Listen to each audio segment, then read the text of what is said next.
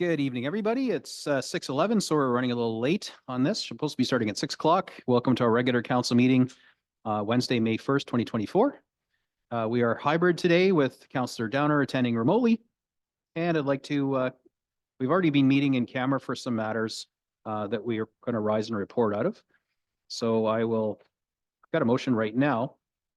Moved by Council. No, sorry, I got to do my other stuff first. Introduction and welcome. Welcome, everybody.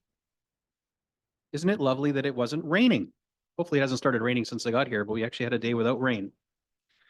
I'd like to acknowledge the town of Midland recognizes is located on land which is traditional and treaty territory of the Anishinaabe people, now known as the Chippewa Tri-Council, comprised of Beausoleil First Nation, Arama First Nation, and the Georgina Island First Nation. And this territory is within Pre-Confederation Treaty 5 and Treaty 16 and included in the Williams Treaties of 1923. The town of Midland recognizes is located on land which is traditional treaty territory of the Huron-Wendat and the historic homeland of the Métis, and our town is home to a large and diverse community of Indigenous people. I'd like to deliver the following safety message. Should the fire alarm activate, please exit the room in an orderly fashion and proceed to the evacuation assembly area, which is located in the upper parking lot. You may exit through the main entrance, the double glass doors, and make an immediate left and proceed out the front doors or through the secondary exit right in behind Councillor Ball here. Up the stairs, check for the door for heat before opening. If it's safe, open to the second floor. Turn right and proceed out the door in front of you. The washrooms are located on the second floor to the left of the seating area, and an elevator is located just outside the main entrance. Also, Midland has a respectful workplace policy. Anyone exhibiting violent or harassing behavior will be asked to leave. Don't call anyone a wacko. For anyone requiring a hearing assist device, please advise the clerk, and she will arrange with our IT staff to provide you with the device. Council meetings are recorded via Zoom and are posted to the town's YouTube site. The meetings are also broadcast on Rogers TV Midland Channel 53 when possible. Council, any declarations of conflict or interest relating to this evening's agenda? Seeing none, if one arises, just throw your hand up and let us know as the conversation ensues, and we'll file with the clerk. I have a motion arising from our closed session, moved by Councillor Patel, seconded by Councillor Ball. The council receives information and confirmation and confirm the directions as outlined in the confidential PowerPoint presentation, verbal report, and update provided by the Executive Director of Community and Growth at the closed meeting session of Council held May 1st, 2024, with respect to the OLT appeal for 823 Yonge Street. Council, we've had discussion in camera. All those in favor? Any opposed? It's carried. Next, moved by Deputy Mayor Prost, seconded by Councillor Patel, that the council receives information and confirm the directions as outlined in the confidential PowerPoint presentation, verbal report, and update provided by the Executive Director, Community Growth, at the closed meetings of session of Council held May 1st, 2024, with respect to the OLT appeal for 16533 Highway 12. Again, conversation in camera. All those in favor? Any opposed? That is carried. Next, moved by Councillor Ball, seconded by Councillor Bald, that council receives information. Excuse me, Your Worship. Yes. I just wanted to point out, that the first motion, the address was 823 King Street, but you had read 823 Yonge Street. It says King Street on the motion, I believe. It does, and I just made up my own street. Okay. Okay, very Thank good. you. So that was 823 King Street. We did vote on it, but yes, it was 823 King Street. Thank you. Good ears. So back to this one, moved by Councillor Ball, seconded by Councillor Ball. The council receives information and confirm the directions as outlined in the confidential PowerPoint presentation and verbal report and update provided by staff at the closed meeting session of council held May 1st, 2024, with respect to the WWTC system upgrades. That's wastewater treatment center upgrades. All those in favor? Any opposed? That is carried. This is why we started at 3:30, folks. We have a lot of these. Moved by Councillor Meredith, seconded by Councillor Downer. The council receives information and confirm the directions as outlined in the confidential PowerPoint presentations, verbal report, and update provided by staff at the closed meeting session of council held May 1st, 2024, with respect to OPSU negotiations. All those in favor? Any opposed? Carried. Moved by Councillor McDonald, seconded by Deputy Mayor Prost, that council receives information and confirm the directions as outlined in the confidential PowerPoint presentation, verbal report, and update provided by staff at the closed meeting session of council held May 1st, 2024, with respect to the tax sale at 742 Birchwood Drive. All those in favor? Any opposed? Carried. And next, moved by Councillor Downer, seconded by Councillor Meredith, that further to the verbal report of the deputy clerk and confidential criteria-based matrix provided at the closed meeting session of council held May 1st, 2024, regarding appointments to various committees, council herein confirms the following appointments for a term consistent with the term of council. To our ad hoc parking committee, which I'm so happy is finally forming, I'd like to confirm the appointments of Mr. Scott Campbell as a public representative, Carrie Ann Copeland as a BIA rep, and Mr. Steve Grease as a BIA rep. As far as our Municipal Accommodation Tax Committee, another one we've been waiting to form, we have confirming Mr. Andy Sahota, Colleen Johnson, Daniel Broom, and Nahini Bourne to that committee. And lastly, the Community Hydro Committee, where we're confirming Mr. Ian Wagg and Ernie Black. Thank you for all of those applicants, as well as other applicants who took the time to apply for our committees. We're really appreciative of that. And further, that staff be directed to amend and repost respective committee and boards with available appointments for this council term. All those in favor? Any opposed? That is carried. Next, moved by Councillor Ball, seconded by Councillor Ball, that the contents of the regular council with closed session agenda for May 1st, 2024 be approved as amended, that being one withdrawal. The withdrawal of motion for which notice was given, item 22.3, that staff investigate the usefulness of enacting a bylaw regulating peddling with the town of Midland at the request of its mover, Councillor Meredith. So notwithstanding that, everyone good with the agenda? All those in favor? Any opposed? Carried. Got ourselves an agenda. Next, moved by Councillor Patel, seconded by Councillor McDonald, that the items and related recommendations contained within the May 1st, 2024 consent agenda as consent items having been considered by council be adopted. Before I call the question, this is the opportunity, council, to make any comment, quick question about the consent items that otherwise would just be approved en masse. Councillor McDonald. Thank you. And thank you for the very detailed revisions to the engineer development design standard. It was I found it a little mind-boggling, but I was hoping that maybe you could, and then also thank you for the $40,000 savings. I'm sure. If I could ask the question where it's that $40,000 goes, the savings, and I thank you for that. But is it possible to just highlight this report?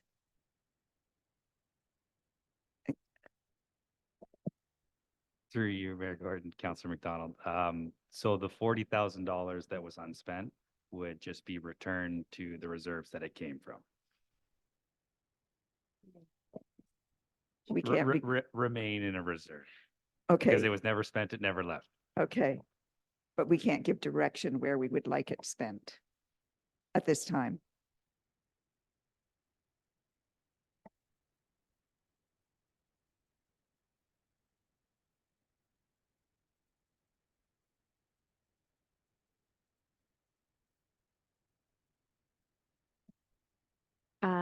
Through your mayor to Councillor McDonald, the money would remain in the capital reserves, which is where it's needed. Thank you. Lights? So you're looking for highlights of the revisions to the standards or something specific?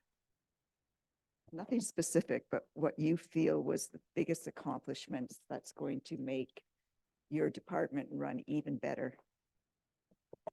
Perfect. The latest standard we had, which you heard from the report, was 12 years old. A lot of the previous standards, the details within it were older than 12 years.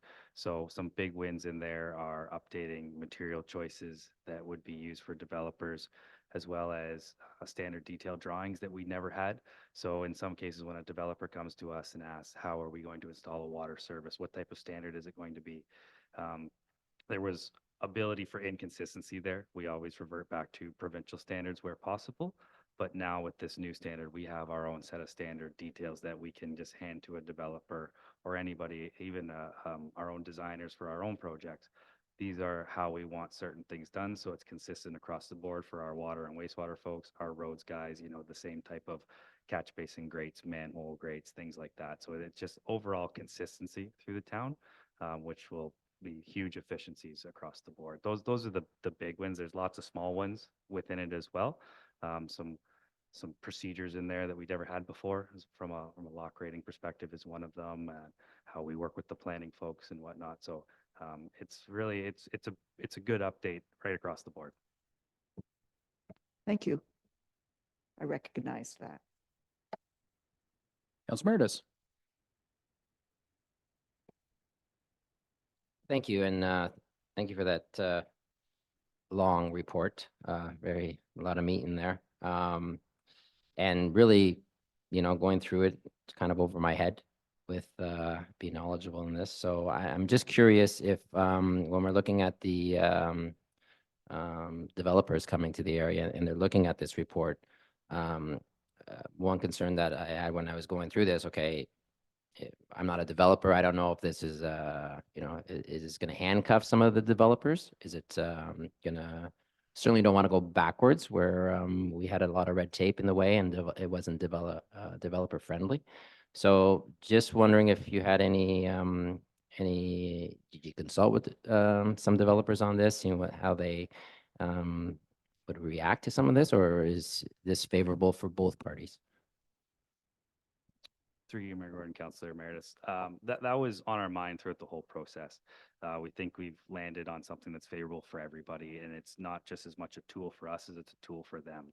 We've aligned our standards with a lot of the surrounding municipalities in town or in the area that have done updates like this. We, in some senses, haven't changed the standard because our standard allows us to, in any case, follow industry best practices. And where our previous standards were maybe silent on something, we were following a best practice, and now we've just documented that best practice. So in a lot of cases, we really haven't changed something. We do have the ability within the standards to use our discretion. If there's a situation that doesn't fit for a retrofit type of development or something like that, we can deviate where needed, where feasible, provided we're not providing a detriment to the development or any services that the town would take on. But yeah, we by no means, we don't want this to be a red tape type of thing for developments. It's more of an update to industry best practices and a good tool for everybody ultimately. That's great to hear, and thank you for the report. And I'm sure it took you you and your staff quite a bit of time to put that together. But thank you, Councilor Ball. Yeah, I just wanted to echo everybody saying thank you for that cost savings. I know at budget time, I was a little hesitant to see all of these consultant and external studies coming through. So I like that we used our in-house talent and we were able to accomplish that. So I appreciate that. Thank you. I also wanted to speak a little bit about the Bill 185, Mr. Farquharson's department. Thank you for that. It was very comprehensive. It was very easy to follow what your concerns are with some of the things coming out of this. I share some of those concerns. So as always, we are at the whim of the province for this. So we'll have to see how it plays out, but hopefully allowing home builders to decide on parking spaces is not ideal in my opinion. And there are some other things that are concerning of coming out of that. So I appreciate getting that info. It was really well documented and easy to read through. So I appreciate you breaking it down the way you did in that report.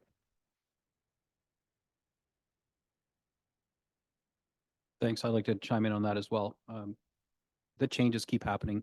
The snow globe, the planning snow globe at the province just keeps getting violently shaken. And just when the stuff starts to settle and you think, start changing our policies and implementing new policies as a result, and then working with our developer partners with the new policies, things change again. So the only constant is change. So I found your department, the whole growth team in engineering and planning to be very resilient and very adaptable. So I appreciate how quickly you're able to turn around this report based on, this bill that arguably hasn't received royal assent or, hasn't come into effect yet, but we can expect that it will. Largely unchanged, but I do appreciate the fact that there's input that is going to the province. They've asked for it, we're providing it. You've, given them, stuff to consider. Props where, that it makes sense, and other cautionary tales that I'm hopefully other municipalities can echo too. So bottom line is Midland's open for business. We are trying to get shovels in the ground and do our part for the housing crisis. And the province is doing its part. It's pivoting and changing a lot, walking some stuff back, bringing new things forward.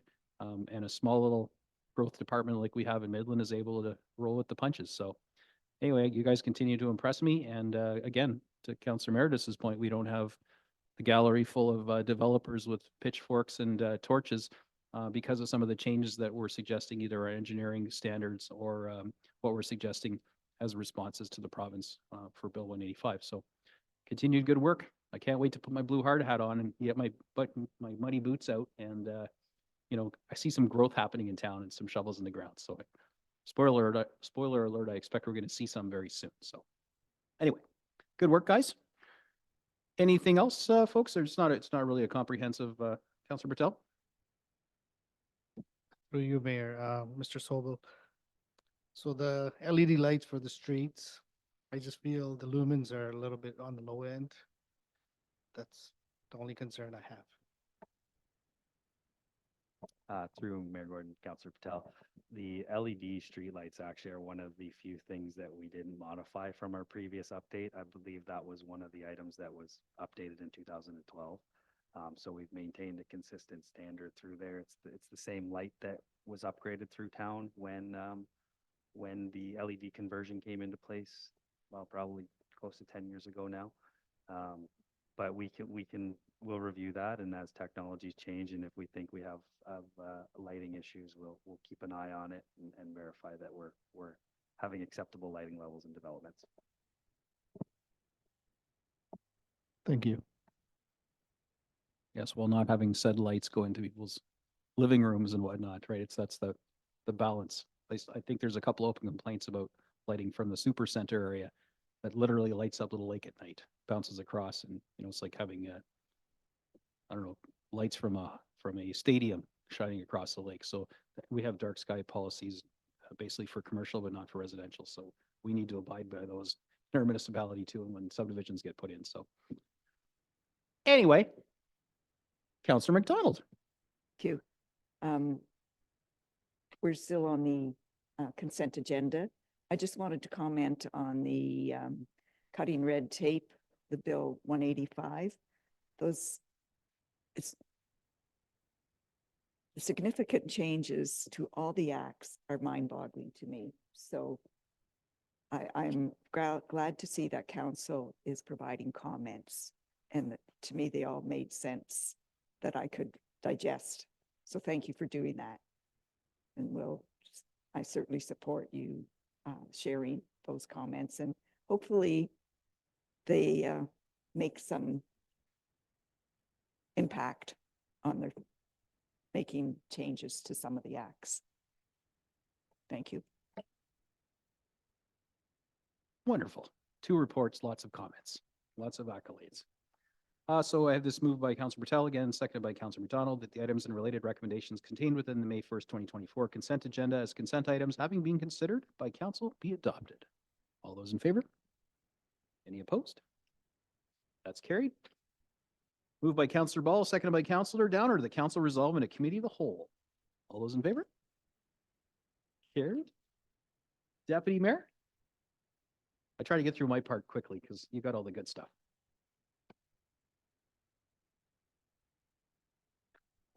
So beginning the committee of the whole is, if you're following along, we're starting at number 12, public meetings and hearings. We have none.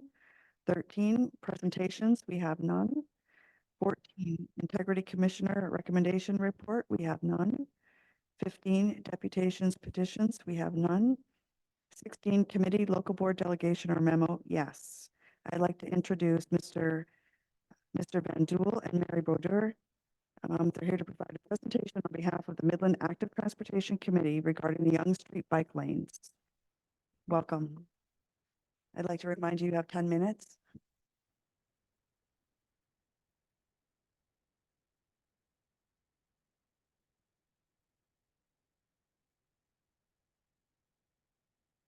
Thank you, Mayor and Council, for having us and providing us the opportunity to speak on Yonge Street and the bike lanes and the 3-lane option.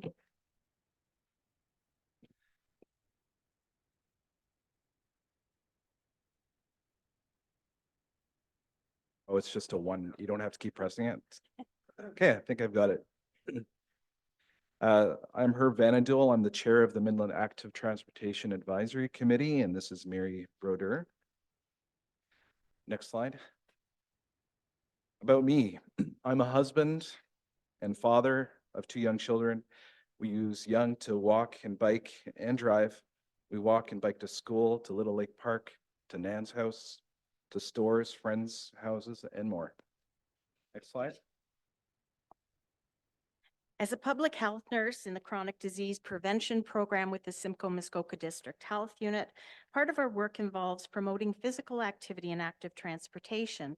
In this work, we collaborate with community partners, schools, municipalities. I'm also the active school travel facilitator for Mondays Bay Public School and the lead on the Move committee for this school.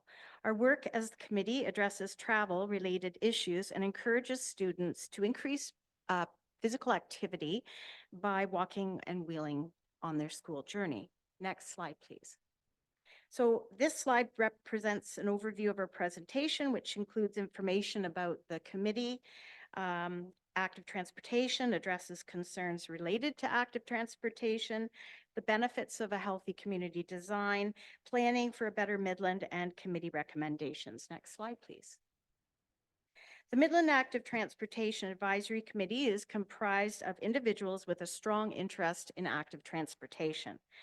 Some of the duties of the committee include supporting a continuous, well-connected, and safe transportation network by providing input into planning and enhancement of active transportation infrastructure, such as bike lanes, trails, and sidewalks.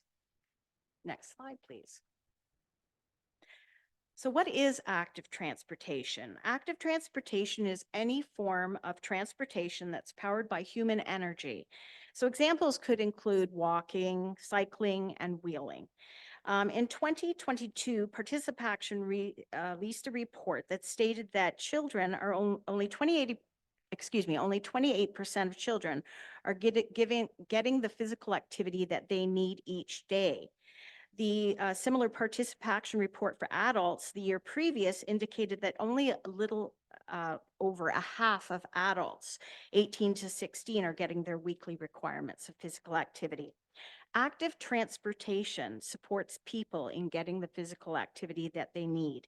The way the community is designed can impact your life in many ways, from the quality of the air you breathe to how physically active you are. Communities that plan for active transportation networks support people in getting the recommended physical activity that they need. Next slide, please.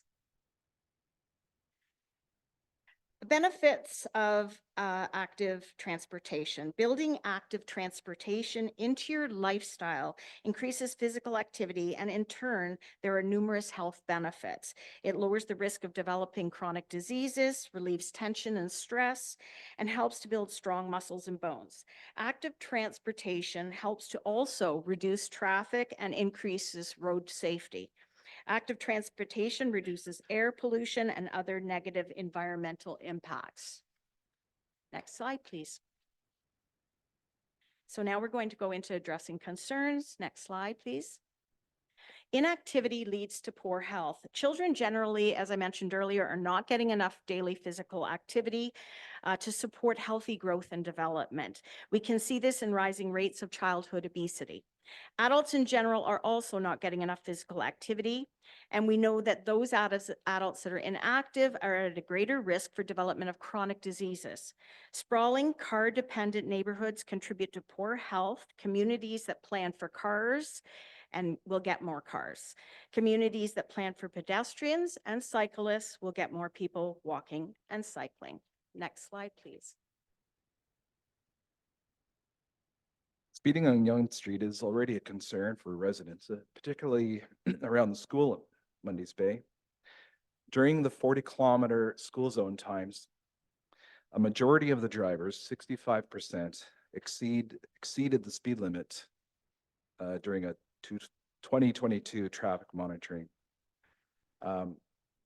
Returning to the 4 lanes would likely increase that speed. Next slide.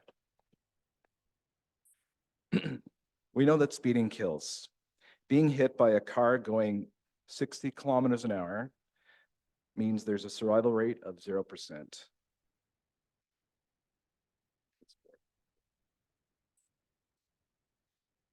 Children need to be, sorry, the next slide.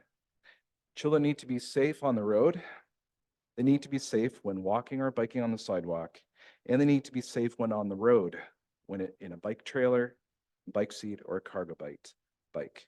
It's a misconception that children will only be on the sidewalk. Next slide. Okay. Mundy's Bay Public School is involved in the active school travel initiative called On the Move. On the Move encourages students to walk or wheel in their school journey. There's 453 students that attend Mundy's Bay Public School.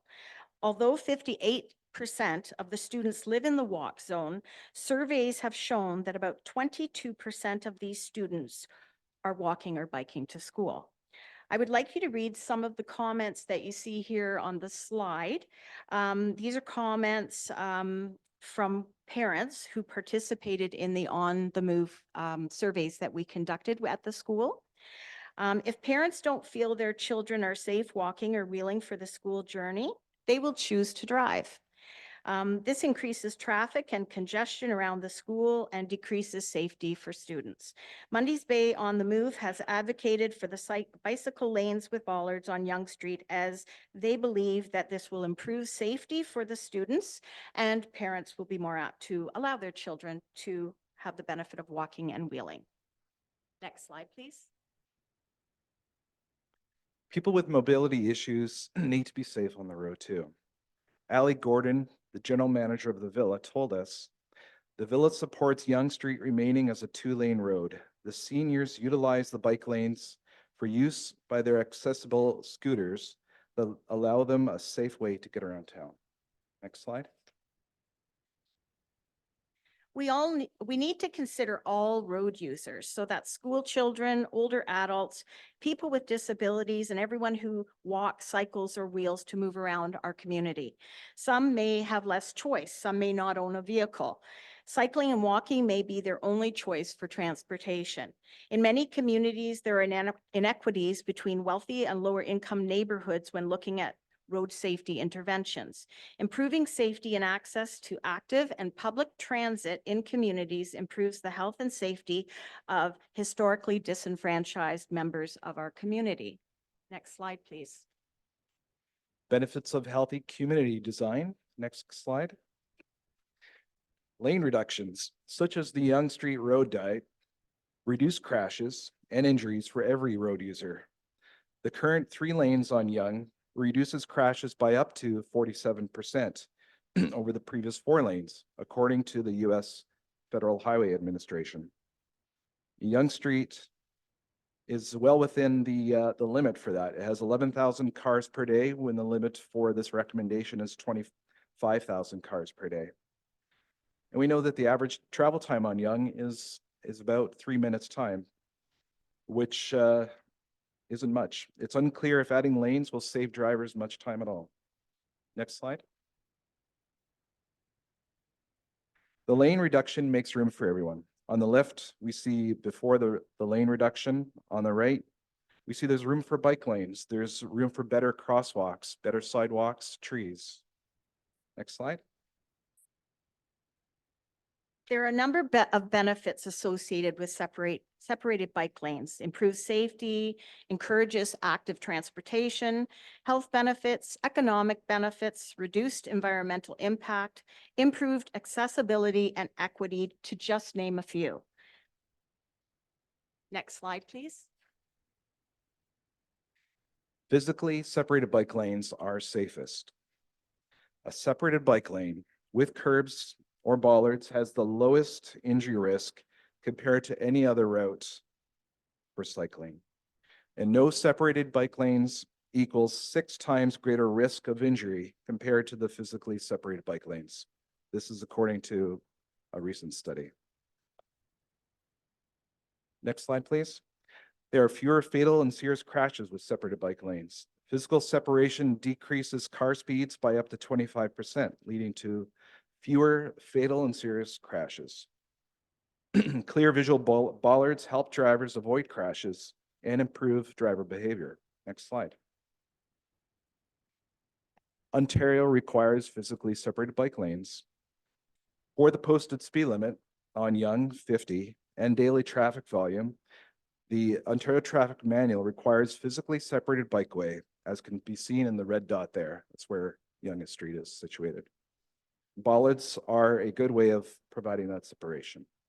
Next slide. Oh, I'll do it. Okay, yep, go ahead. How much time do we have left? Okay. Planning a better Midland. Midland has a multimodal transportation plan, which was approved in 2019. It recommends physical separation of the bike lanes on Yonge, and it recommends better cycling connections based on the feedback from residents. Next slide. On April 26th, a cycling tourism destination workshop was held in Midland. There's some data on the slide you see before you, but there's some new data that was presented at the workshop that showed that in 2023, 1.52 million was spent by cyclist visitors to Simcoe County. Cycling tourism is a growing sector in Ontario and has an economic impact for communities that are appealing destinations. Having the cycling infrastructure to support cycling tourism is an important consideration. Next slide, please.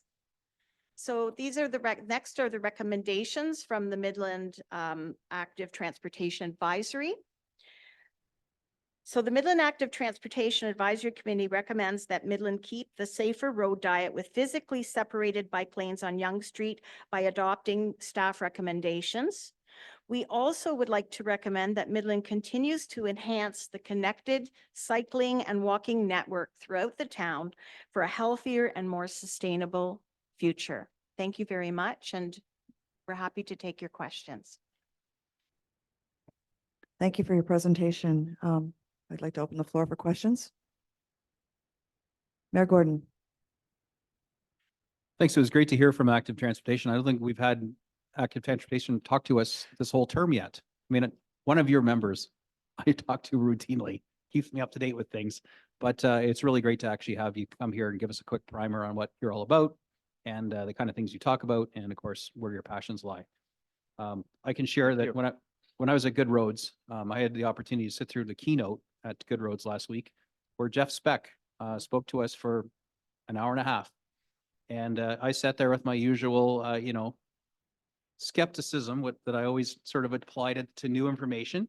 And, it's the evidence that he presented was absolutely, undeniable. This guy's forgotten more about good streets, like complete streets and walkability and things than I'm likely ever to learn in my career. So I bought both his books. I sat down at night, skipped a few hospitality rooms and started thumbing through specifically through the Walkable City Rules book, which is more the targeted approach to how to make two things rather than the sort of the more global, this is why you should. This is tactical things that are good for governance. And I can tell you from my perspective, after having talked to him, got him to sign the books, had a little chat with him sitting through the keynote, I don't see any value, I'll just tell you straight up, in putting the road back to 4 lanes. Not only the emails that I've been receiving, all council has been receiving of make compelling arguments from people. My own survey my straw poll survey I launched on my website solicited a lot of the same kind of comments that we saw in your slides, only, I got hundreds of them. Now, to be fair, I also got a lot of people saying put it back to 4 lanes. But the rationale that they chose to share in the little box where I asked them to, not just vote, but to give me some reason why, none of it was nearly as compelling as the data that I'm getting. So just as a spoiler alert, when this report comes, and I've already talked to Mitch about this, my intent of having that option of 4 lanes come back to us was really just to make sure we had a complete report with all the options, not just a narrowed staff recommended version, because I really believe council needs to have all the options in front of it. notwithstanding the staff recommendation. So I still have concerns about the costs of the bollards, and I did speak to Jeff about this. You know, he's an American, but he has experience in Canada. You know, clearly they're recommended, and I spoke to the vendor that I think Mitch got his bollard from that he never got to pull out from under the desk to show us that night. But you know, and we reviewed Book 18 together, and you know, their take on it as the vendor was that these, you know, they're guidelines. They're not required. I know your slide says required. They make a lot of sense.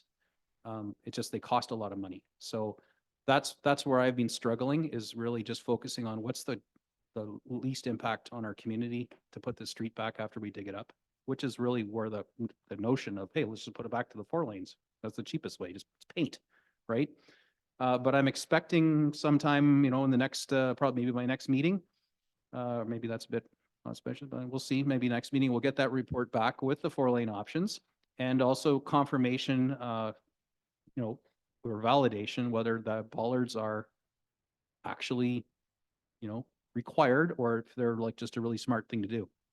I don't see them as fluff. I just, you know, do we have to do it and spend that money on the capital and then the operational costs of removing them and putting them in every year? One of the other things that Jeff had mentioned to me, and I spent some time with him because he did change my my heart and mind on this, and this is why I'm sharing it with you, because you can bring it back to the committee, is that much like a bridge, you know, you don't decide to build a bridge based on the number of people you see swimming across the river, right? So he really told me that bicycle lane infrastructure is much like the field of dreams, where you build it and they will come. And which is hard as somebody who's looking after the tax purse to go out on a whim and say, well, let's just bicycle lane everything and more people will start to use it than we currently see. But he swears that that's what happens. And he knows he'd be doing this in large communities all over the place. So I appreciate this, you know, this presentation to us. I appreciate the passion that all the members of your committee clearly have. And the fact that this conversation that we've had thus far has raised a lot of awareness in the community, got people talking about it, scratching their heads and thinking about it, what's best for the community. When I hear the school, the health unit, and the villa, and blend that in with all the other comments that I got just by asking the question online, knowing that I'm not even reaching most of the community, it makes sense to me that you know, our complete streets approach that's currently in our multimodal master plan is the right way to go. So now it's just about juxtaposing that with the cost of the ratepayer and what the recommendations are, you know, from our team. If the team comes back and says, well, you know, it's a guideline, but you're an idiot for not doing it, and the first person gets killed, they're going to hang us out to dry because you didn't follow the guidelines. That's a compelling argument too. So knowing full well that I'm the guy that, you know, brought up the 4-lane thing, and I just wanted to understand again why I brought it up. And also let you know that my heart and mind around that being a seriously considerable option has changed a lot based on the feedback I'm getting from our residents.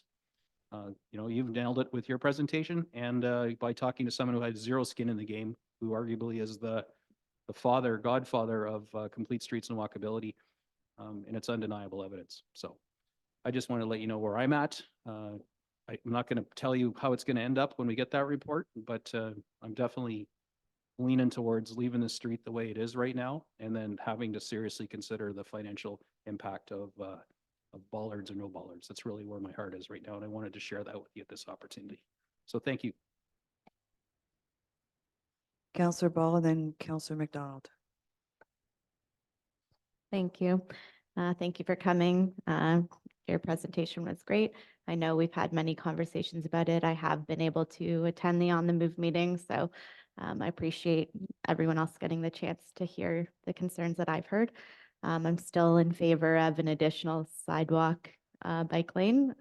There's many issues that I will bore the public with the bollards that I see, but that is for another day, another time. And I've already bored them with you enough. So I appreciate you coming, and thank you for all the information and the legitimate facts that are coming out of your research that you've done. Appreciate it. Councillor McDonald. Thank you. I was looking at the wrong chair to get my attention.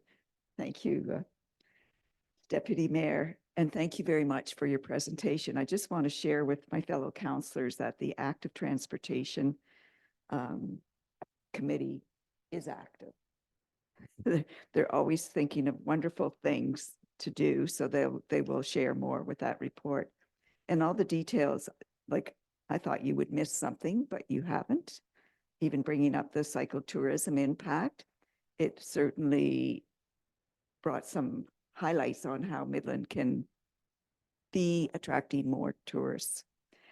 But walkable city, when are we going to tell them that we want an escalator up Hugel Avenue? Anyway, I- thank you very much for your I do know that presentation. Norway has a escalator going up one of their city's steep roads. Very interesting.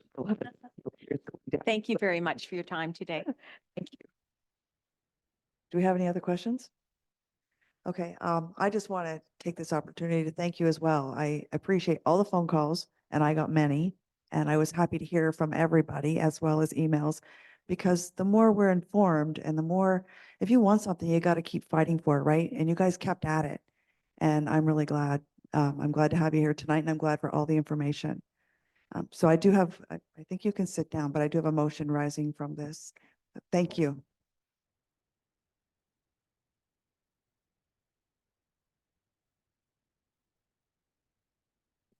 Could I have a mover and a seconder, please?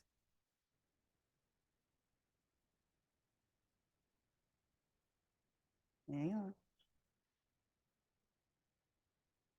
I don't know. Hang, I'll tell you in a second.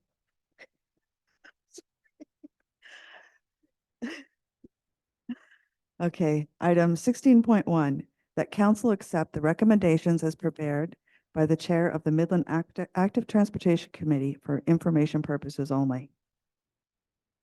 All in favor? Opposed? Seeing none? Carried.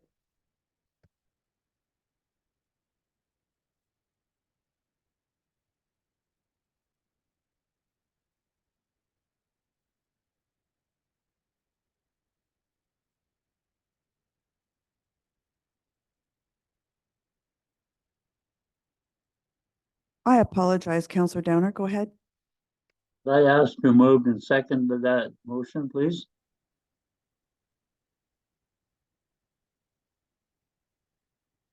It was moved by Mayor Gordon and seconded by Counselor Patel. I'm Thank sorry, you. I didn't see your hand. I wasn't looking at the screen. Thank you.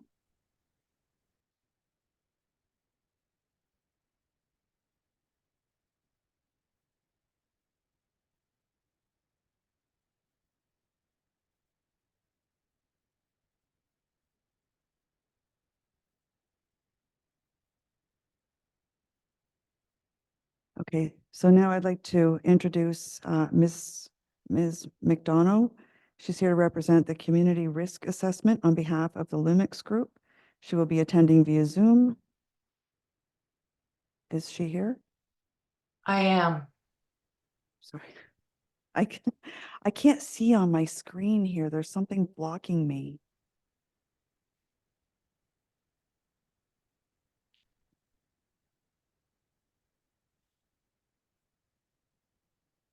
Welcome, Mrs. McDonough. You have 10 minutes. Thank you. Good evening. Let's see, maybe see if that fixes it.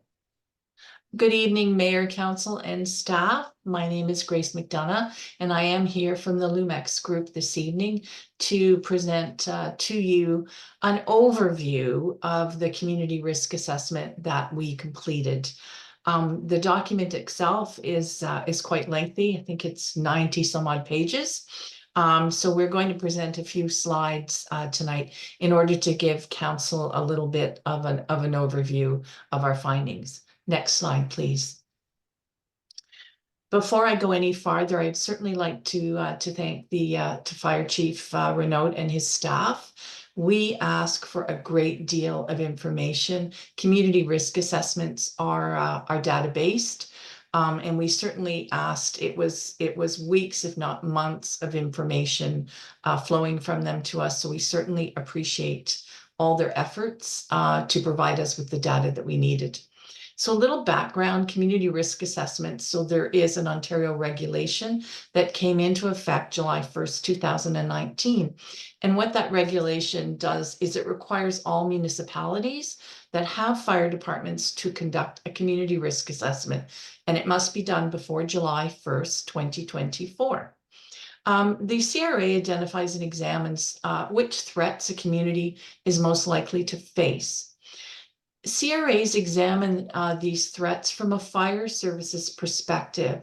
So it differs a little bit from your HIRA, your hazard identification and risk analysis, because it is, again, from a fire department perspective. That doesn't mean that some of the risks don't turn out to be the same risks that you may have identified already in your HIRA. They do provide information that municipalities can use to make the decisions about their fire protection services going forward. Next slide, please. We in the CRA must examine 9 mandatory profiles. So we look at your geographic profile, we look at your building stock, both by using Stats Canada data and MPAC data. We look at your critical infrastructure profiles, your demographics, the hazards that exist in your community. We look at your public safety response entities, community services, economic profile, and very importantly, past loss and event history profile. Next slide, please. So understanding the risks in the context of a CRA, risk is determined by evaluating a threat's likelihood and the threat's consequence levels. The OFM states that a department should use professional judgment along with historical information about past incidents to estimate how likely it is for a given emergency to occur. The OFM defines consequences as potential losses or negative outcomes that result after an emergency occurs. So those are risks. Next slide, please. So the importance of identifying risks, it allows municipalities to understand which risks are most likely to occur locally and which are most likely to have serious consequences. After a municipality understands which fire and life safety risks it's most likely to face, it can then determine how to best manage those risks. If an emergency occurs and a community has not established adequate response protocols, the consequences could include damaged property, tarnished reputations, and certainly loss of life. Next slide, please. We'll go to the next slide, please. And again, sorry. The matrix is what we use to score all the risks that we identify in the risk profiles. So as you can see, if a risk is almost certain, and I would use perhaps residential fires in the community, if they occur annually, it becomes an almost certain risk. Then we look at where it falls within the consequences. And generally speaking, residential fires fall within the minor consequence level. And that is a minor consequence, not to the homeowner, but to the community as a whole. So it would rate as a moderate risk. And I think that you'll see that tonight when we go through the risks. So just that's an example of how the matrix designed by the province works. Next slide, please. So here are the public safety risks that we identified in the town of Midland. So severe weather event was scored at 120, so that is a high risk. Fire explosion in industrial occupancy, 100, again, a high risk. Critical infrastructure failure, 96 in the high risk category. Human health emergency at 90. Fire in residential occupancy, 84. These are all moderate risks that you see in yellow. Fire in the downtown core, a 75. Road and highway incidents, a 72. Fire in commercial occupancies at 70. Fire in assembly occupancies at 70 as well. And fire in vulnerable occupancies, so that would be long-term care or care occupancies, is at a 64. And that's how they scored through the matrix. Next slide, please. So once we have scored all the risks, then we develop risk treatment plans for each risk, and they are all listed in the document as a whole. I'm going to highlight your top 5 risks this evening and talk about the risk treatment plans. So again, it's created by using an evidence-based approach, which clearly defines the problems posed by a given risk, and the risk treatment plans consider the potential outcomes of proposed actions. It assesses options, provides recommendations for addressing the risks identified issues. They may recommend training, they may recommend service delivery agreements, resource allocation, or service level changes. Next slide, please.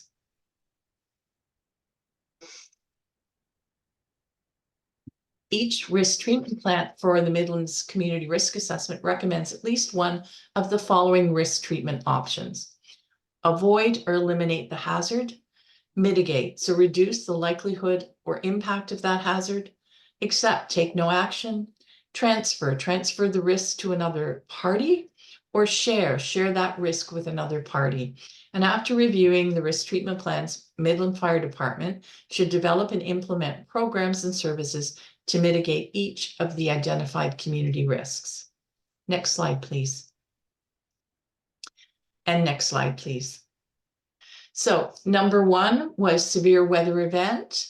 So the recommended treatment for this is to mitigate where possible. So continue providing public education about the importance of emergency preparedness, including what to do before, during, and after an emergency. You're going to share that with the applicable external partners to implement public education initiatives that teach residents about emergency preparedness. Financial implications. Implementing this risk treatment plan is not likely to cause immediate financial impact on the department's budget. Using non-municipally owned buildings and services, though, could have associated costs, and the creation of some public education materials may have associated costs. The timeline, the department should incorporate the strategies in this risk treatment plan into its regular operations. So that's risk number 1. Next slide, please. Next, risk number 2, fire in industrial occupancy. So the risk treatment plan for this is to mitigate. And the way to do that is to develop a fire prevention policy that outlines the specifics of the department's industrial occupancy inspections, including inspection type and the frequency of those inspections. Ensure the department has the time and resources needed to inspect industrial occupancies in Midland on a regular basis. Complete the pre-incident planning process for all industrial occupancies in Midland. Review the fire safety plans and material safety data sheets in the industrial occupancies in Midland. Implementing this could have some financial impact on the department's budget if the department is required to assign additional staff members, or those staff members are required to work more hours to conduct the inspections and complete the pre-incident planning process at the industrial occupancies. So the inspection process certainly takes some time, and in my experience, there's often a follow-up. So the inspector will go in, examine the life safety systems, examine the fire safety plans, examine the safety data sheets, and if everything is a-okay, they may not need to return. But quite often there has to be a follow-up inspection involved, and this certainly takes time and resources from the department. Just to give you a little background, Midland has just under 60 industrial buildings, and in the last 5 years there has been 8 fires in industrial occupancies, and the dollar loss for those has been just over $1,600,000 in loss. So certainly the department should incorporate the strategies in this risk treatment plan into its regular operations. Next slide, please. Critical infrastructure failure. Critical infrastructure failure The risk treatment plan for this is to mitigate, and it's to provide public education about the importance of having the 72-hour emergency kit and continue to offer the applicable services as required. It's important that Midland maintains the critical infrastructure that it has ownership and control over. And certainly they need to share this risk and work with the authorities who are responsible for maintaining the critical infrastructure not owned or maintained by Midland. Again, implementing the risk treatment plan is not likely to cause immediate financial impact on the department's budget. If there is a critical infrastructure failure, though, that affects any of the critical infrastructure owned by Midland, the town may incur significant repair costs. And critical infrastructure failure is something that all municipalities, all townships are certainly dealing with these days. And struggling to maintain critical infrastructure. More and more of that is being downloaded to municipalities. So it certainly is a struggle that I'm hearing everywhere I go, the cost of maintaining the critical infrastructure. So the department should incorporate these strategies into its regular operations. Number 4, next slide, please. Human health emergency. This was scoring very, very high everywhere when we started doing community risk assessments. So community risk assessments are based on the last 5 years. So it's still scoring as a risk. And as we know, COVID-19, for example, hasn't gone away. It's not having the same effect as it did when it was first first happened. But certainly we don't know what the next thing might be. So always, keeping this kind of in the back of our minds. So again, you mitigate this risk by monitoring for signs of human health emergencies in your community, follow the advice of the local health unit and the province of Ontario. Implementing this risk treatment plan is not likely to cause financial impact to the department's budget, unless, of course, we need to obtain PPE again, because that was certainly a large cost to all municipalities when the pandemic began, all of the PPE that had to be purchased. And again, the timeline would be to incorporate strategies into the regular operations. Next slide, please. So number 5 is fire in residential occupancy. So ensure the departments, you want to mitigate this by ensuring the department's smoke and CO alarm program has measurable targets and has records, and that you conduct regular reviews of the program to ensure the department is meeting its targets. Conduct regular inspections of select residential occupancies. So those would include multi-unit occupancies, mixed occupancies, so your main street where occupancies may be commercial on the bottom and have a residential on the top, hotels and motels, and continue facilitating public education programs and attending community events to distribute fire safety information. I had a look at the stats, and there have been 58 residential fires in Midland over the last 5 years, with a dollar loss of just shy of $9 million. So it's a considerable loss.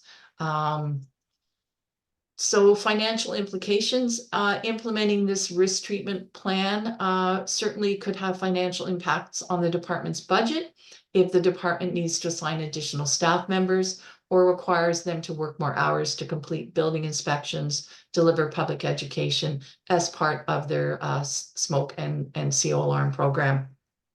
The department will incur costs when it purchases the smoke and carbon monoxide alarms and batteries. However, the department can certainly consider invoicing residents for the cost of those alarms. And I've seen programs in other municipalities where the fire services personnel would go to a neighborhood, and if the homeowner consents, check their smoke alarms, make sure they're working, check their CO alarms. If they're not working, they will install a new smoke or CO alarm, or simply change batteries if that's what requires. And then the homeowner is asked to pay the cost of that alarm. And certainly I've also seen in communities where if someone is unable financially to bear the cost, then the municipality covers the cost of having that alarm installed. So the department should certainly incorporate these strategies into its risk treatment plans and into its regular operations.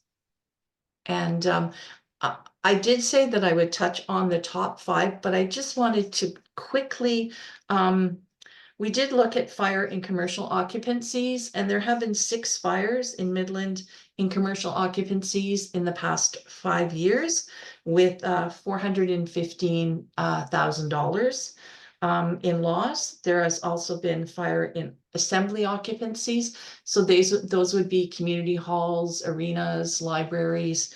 There have been 3 fires with a $1,700 loss. And fires in other structures. So other structures would be perhaps sheds. There's structures not covered by the Ontario Building Code, may be covered by the National Farm Building Code. And there have been 19 of those fires with a dollar loss of just over $8 million. So there's certainly some dollar loss happening, and certainly a need for additional inspections to take place. You know, there's 3 pillars to the fire service, and the first one, of course, is suppression. But it's very expensive when those trucks and those firefighters have to roll out. So certainly by having a good inspection program, by doing public education, it can help to alleviate that a little bit. And it certainly is successful and makes for a safer community. Next slide, please. So the next steps for Midland is to review and update your community risk assessment annually. Doing that will certainly make it an easier task in 5 years when the community risk assessment has to be completely redeveloped and sent to the province. And develop a process for collecting and maintaining data. So this is not just Midland, but right across the board, this data that we need for community risk assessments isn't being collected sort of through one system. So we're looking at impact data. One of the things that is required now is the tracking of lightweight construction. And nobody has that data. No one has been able to fully give us that data because it hasn't been tracked in the past. So certainly something that we need to look at in the future to be tracking the use of lightweight construction. Most of that will be in residential construction, but some of it might show up in commercial construction as well. And you use all that information to develop, other strategic planning for the department as well. Next slide, please.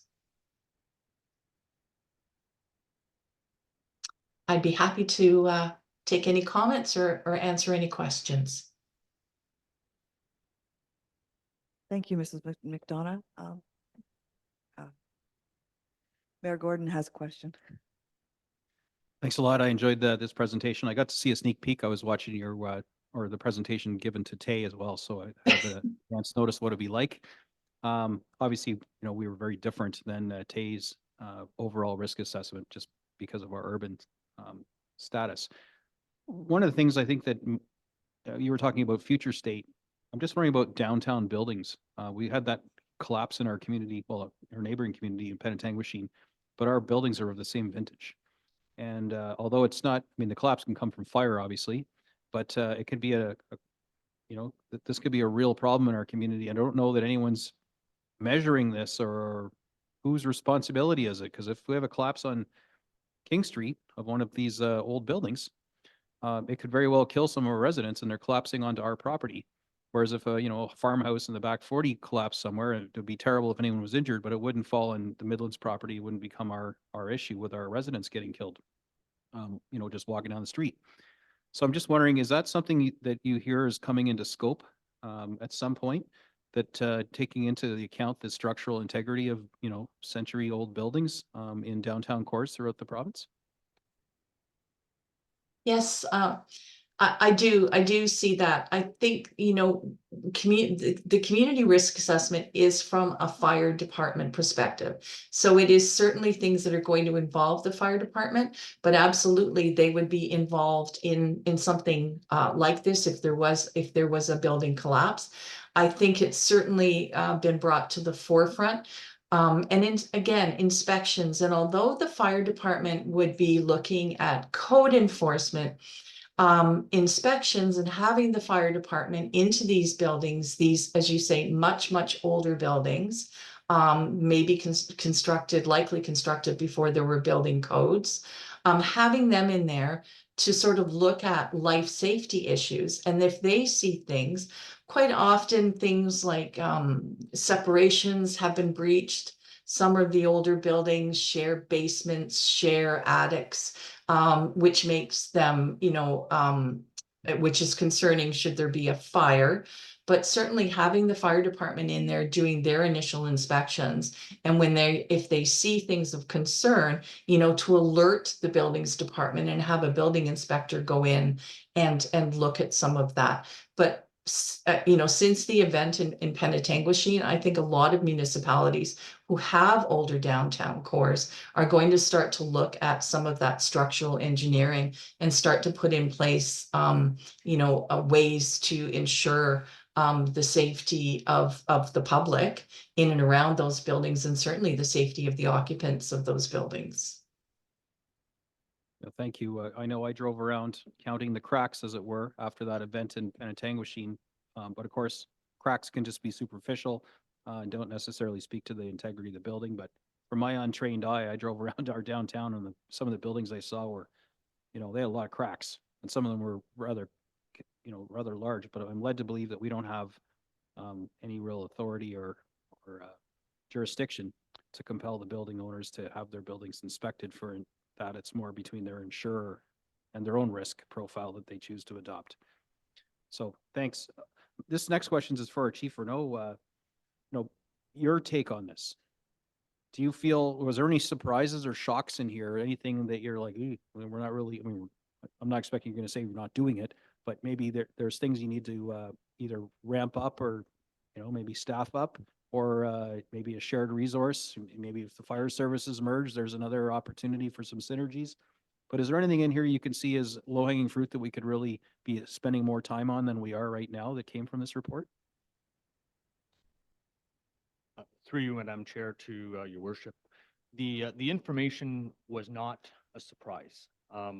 There's a lot of areas that we would love to be proactive in, but it comes down to what we can do in our municipality. Currently, we deal with complaint and request-based inspections. In order to turn around and address a lot of the things that Grace brings up as very valid points, we would need more staff. We have one fire prevention officer. And he is very busy just dealing with complaint and requests. And as Grace mentioned, when we do an inspection and we find code violations, there's an order written, there's a follow-up, and sometimes there's 2 or 3 follow-ups. That's per. So it's very time consuming. To your point, when we look at the buildings, if there was a proactive approach where we can go in and investigate and try to limit the life safety hazards, we can also bring in, under our authority in the fire, to bring in the building department and other departments to address structural issues. But we have to get in there to be proactive, and we have to have that mandate and the staffing to do that. As far as what we have currently, we're dealing with issues as they come up. Ideally, if we had all the resources, funds, and staffing, we would be more proactive and hopefully limit the results of these disastrous situations, but we're really not there at this point. Thank you. Councillor McDonald. Thank you, Deputy Mayor Prost. I have a question for the chief and a question for Ms. McDonough. My question for the chief is, one of the next steps was the recommendation to collect the data and track and keep track. Are we going to implement that recommendation? Through you, Madam Chair, to Councillor, the information as Ms. McDonough has said has not been tracked thus far. We are working with the building department to see if we can start tracking that information. The problem is it's a multi-group approach to collect. So we're starting at zero and you know, it's hard to go backwards. But we have a plan in place to turn around and address things moving forward so that in the 5-year, when we do update our plan, we have that data. Thank you. And my other question is in regards to the addressing the critical infrastructure failure, the 17-hour emergency kit. We often hear about it, but I'm probably guilty not having one as I should. But our evacuation center in Midland has no generator on site. Should that be under a concern for the critical infrastructure failure? Through you, your worship, to the counselor. Absolutely. So there are certain things that you want to have in your EOC and certainly in your emergency evacuation center. And one of those things is emergency backup power. So it's certainly a recommendation that that would be one of the things that you could look at. I understand there is a mobile generator that could come to the community if needed. But I would have some concerns around the availability of that generator if there is a large scale emergency, if your critical infrastructure is compromised, i.e. your roads, if things, you know, if your roads aren't passable. I would certainly have some concerns about that generator having to come from another community to assist. You.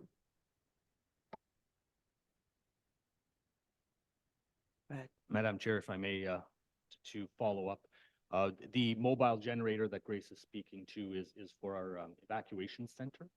So it would go to the evacuation center, and the challenges, as was brought forth, are true.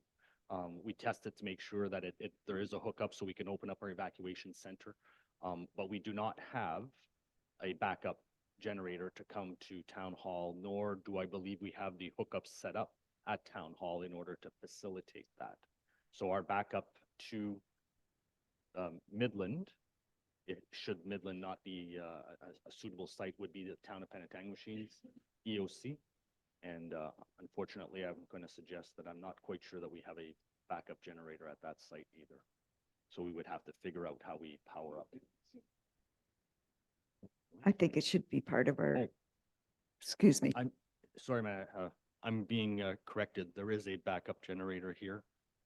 So the facility is protected. My apologies. So yes, you do have power here in the event that we lose power. So the EOC is up and running. That's reassuring, but I think we need one for the community as well. But that's future budget agenda stuff that we all love.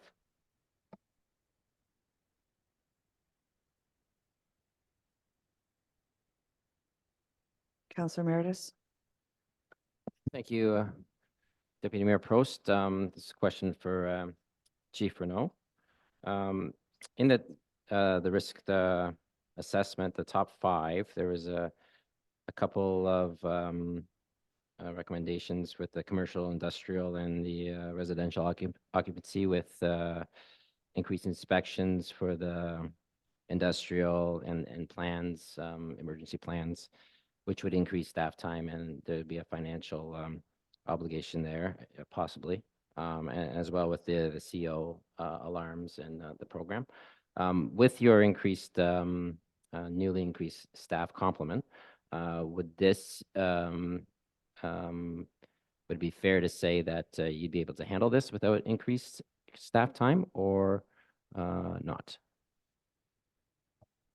For you, Madam Chair, to Councilor Meredith, the increased staffing are on the suppression side for fire response to decrease our response times to fire emergencies.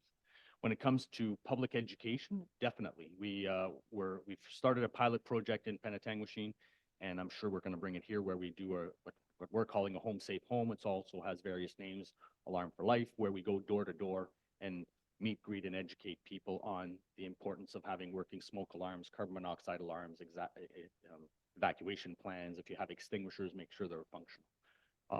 Those are all projects that we can turn around and bring forward to address the education side of things. When it comes to inspections, you need to be certified and qualified to turn around and do that. And our firefighters that's not their area of expertise. So they would not be able to support that part of it. Truly to do that, we need proper fire prevention inspectors and certified inspectors to do that. And currently we have one.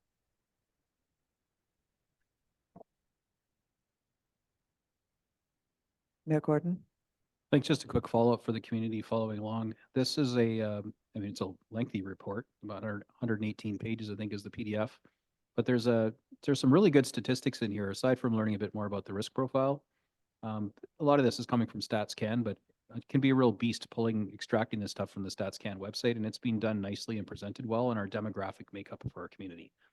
Age ranges, family income, all different types of diversity measurements. There's a lot of information about the fabric of Midland, and it happens to be in this report. So if you have any, interest in understanding a bit more about the demographics of this community, it's kind of a neat go-to spot. It's a little side bonus because it puts context around the risk, but it is a good read. So if anyone, I think it starts at page 46, I just pulled it up. It's worthwhile read to really get to know your community. It's amazing, even when you live here and being here for a long time, your perspective on the fabric of our community is really only as great as your circle of friends or your relatives. So I would recommend people have a look, start at page 46 and just learn a bit more about Midland and the makeup, and puts some of these recommendations and risks into context.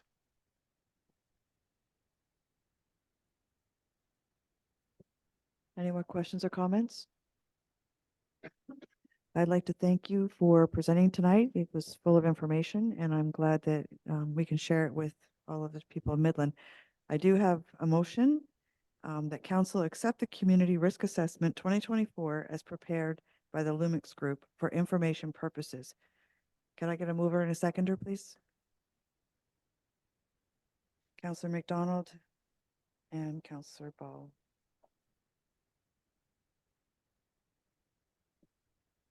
All those in favor? Any opposed? Carried.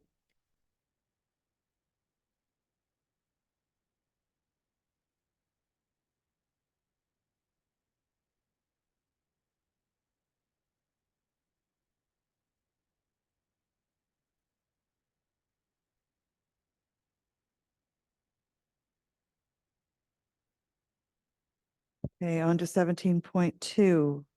Could I get a mover and a seconder? Councillor Ball and Councillor Meredith. Okay, this is a, no, it's not. The staff report CSR 2024 41 2022 year-end report dated May 1st, 2024 be received and okay, so number one, that the 2022 operating surplus for tax funded services of $236,042 be transferred to the contingency reserve fund, and that the 2022 operating surplus for water user rates of $251,989 be transferred to the water capital reserve, and that the 2022 operating surplus for wastewater user rates of $137,848 be transferred to the wastewater capital reserve, and that the 2022 operating surplus for the Midland Public Library of $85,855 be transferred to the library capital reserve, and that the funding from the winter control and the PW operating reserve in the amount of $116,398.96 be utilized to cover the significant weather event in late December 2022, and that funding from the policing reserve in the amount of $143 or $143,000 or $143,900 or $198 be utilized to cover the 2018 Midland Police Service disbandment cost incurred in 2022. And that funding from the contingency reserve in the amount of $52,053 be utilized to cover organizational change cost incurred in 2022 for prior year changes. And that the development related cost incurred of $2,780,710 be put underground to put underground servicing into Palm Beach Road for future development be funded by the DC, which is development charges. You've heard the motion. All those in favor? Oh, sorry. If anybody remembers anything I said, Can you read it's it open again? for- Sorry. No, it's open for discussion. Sorry.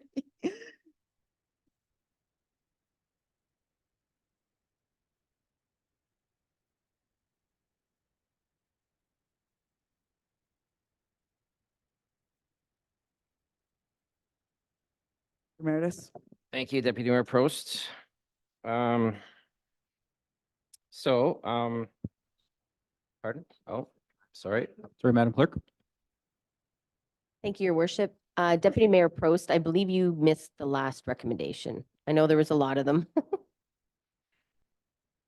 I apologize. There's 2 pages, but it looked like it ended. I apologize. Okay, so hang on, I need these. Okay, so I'm going to read number 8 again and carry on.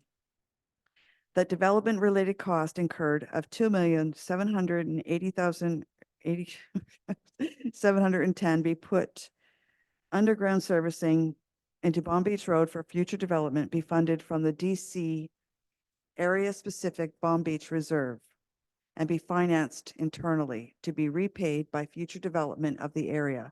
And number 9, that the 7th Street reconstruction project in the amount of $2,308,346 be funded from the Roads Capital Reserve, $742,306, Water Reserve, $829,080, and Wastewater Reserve, $736,960, instead of an external debt as per the 2022 budget.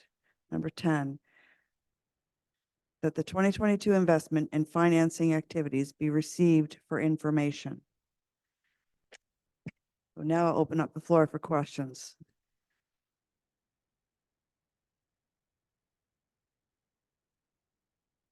Councillor Meredith. Well, thank you, Deputy Mayor Prost, and there's a lot of big numbers here, and I don't think we can let this go without have a couple hours of a discussion here. I'm actually going to start, because I was curious, I picked up on this a little bit later. I'm going to start with actually Chief, well, it could be Chief Renault and our CFO, Lindsay. I'm sorry, I just lost my page here. The drone program.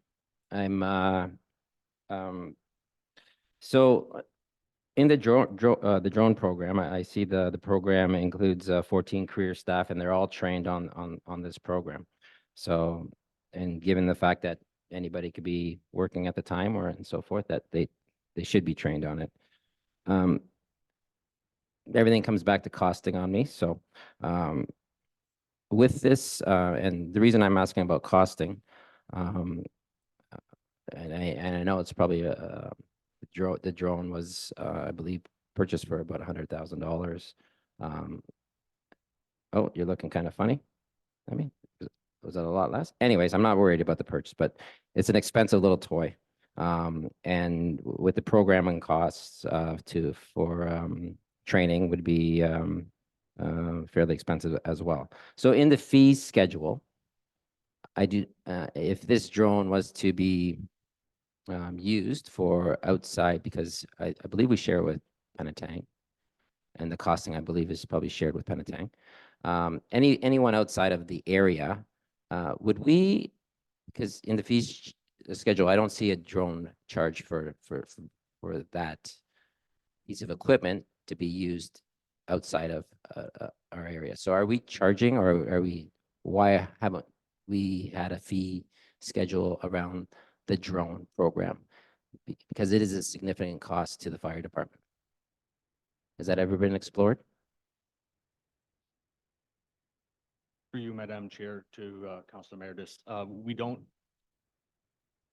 have it in our fees as a service. If we were ever called out to assist, we view it as a tool and not a toy. It's used to turn around and improve safety for our responders, so such as water rescue and different locations, right? As the same as part of mutual aid, where we would send our apparatus to support our neighbors if they need it, support our emergency services such as the police or paramedics in looking for casualties that may be lost or difficult to find. We would provide that service as part of mutual aid, which does not come with a cost. We would not go to support private areas. Okay. So that's why it has not been brought up unless, council gives us direction to add that as a fee.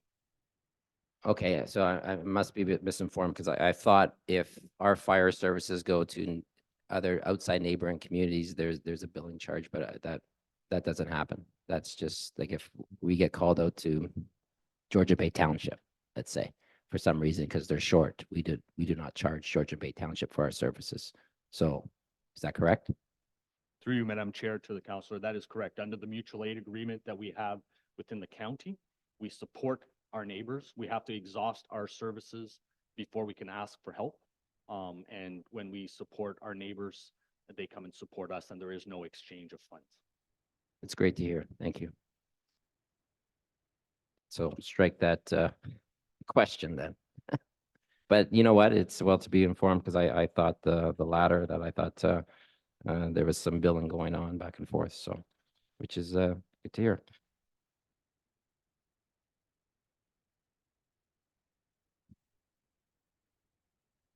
So the surplus of $236,042. The one question that's going to be transferred to the contingency reserve. I was thinking about this after our conversation today, Lindsay, and I thought, well, if we didn't have a surplus of 236,000, and let's say in our 2022 budget deliberations, we came on bang on the number, which our budget would have been $236,000 less in our overall budget, let's say. So let's say our budget was 28 million, and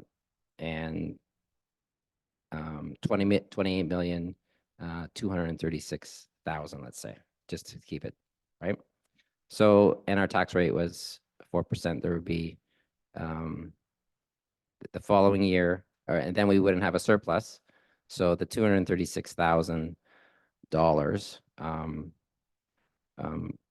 it would be net zero, like we break even, right? So the following year we would start without a 236,000 surplus.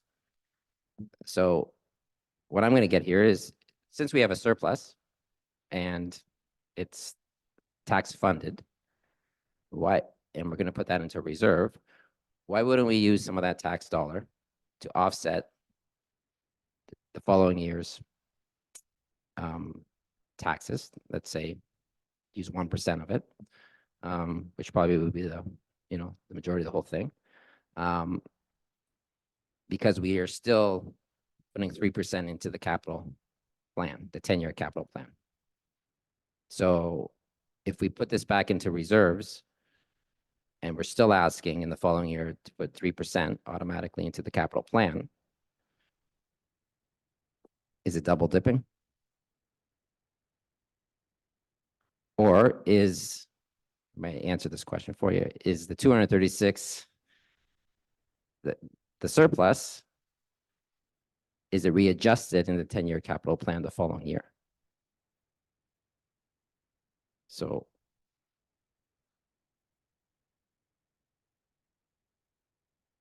Through you, Madam Chair, to Councillor Meredith. Lots of questions there, lots of thoughts running through my head.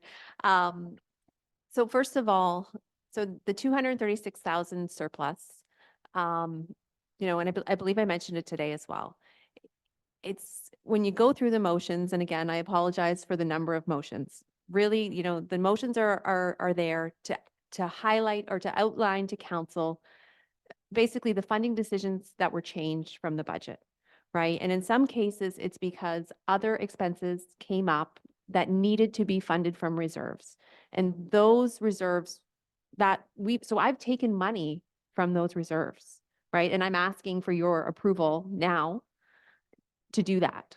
And so part of the recommendation to put that 236,000 surplus is basically back into that reserve for partially the money I've taken to cover off the winter event, to cover off the disbandment cost, to cover off the organizational change.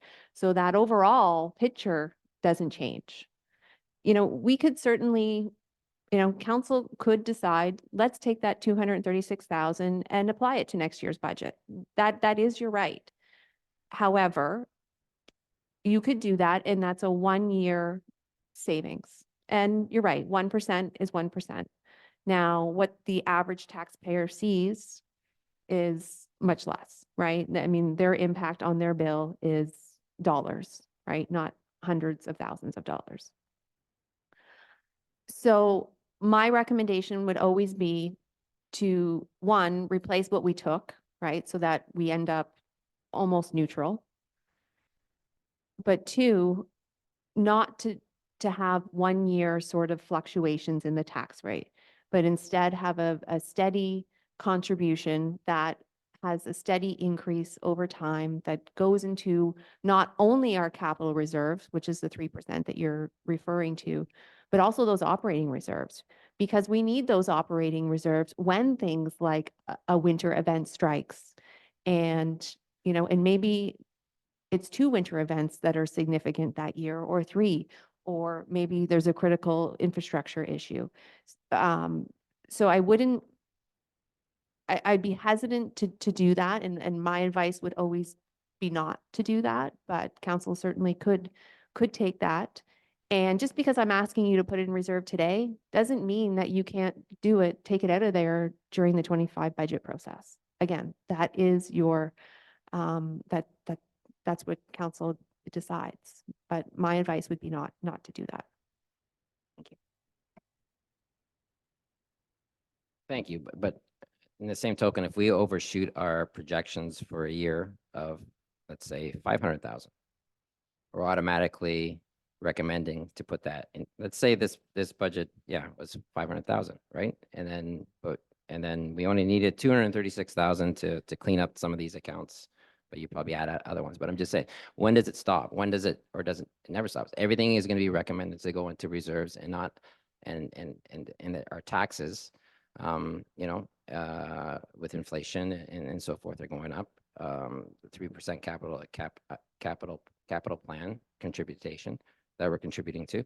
So I don't see light at the end of the tunnel here as we progress to 25, 26, if we're just going to go down this road without possibly, you know, from the great, you know, whether it could be cost savings from the departments that really, you know, hunkered down and had some savings, or other departments which kind of overshot or something, you know, they found money anyway, some savings. So, which kudos to them for saving money. So automatically we put it back into reserves when I see some, you know, we have, you know, $36 million in reserves right now, which looks like a big number to me. And we did go through this with a bit because we do have the policing reserve that's still standing from the disbandment, and obviously Midland Bay Landing. But at the end of the day, you know, and I'll have this discussion again probably at budget, but I think part of this surplus, or the surpluses that we have, a portion of that doesn't all have to come back on our tax rate. Well, I would like it to, but I doubt I'll get the support. But not necessarily, you say if we take that 236, is it going to put us in the hole for the following year, right? I mean, but we still are contributing our 3% to the capital plan. So is our focus, and not only that, the interest we're making on our accounts and on our investments as well, that's also going back into our reserve. So our asks are always, you know, we're not taking from our nest eggs that we're building up. We just keep on building them up without giving any type of relief to our taxpayers, and that's kind of what I'm getting at. And I understand the business. I'm getting to understand the business of the municipality as the second year comes in. But I just would like some, you know, I don't want to.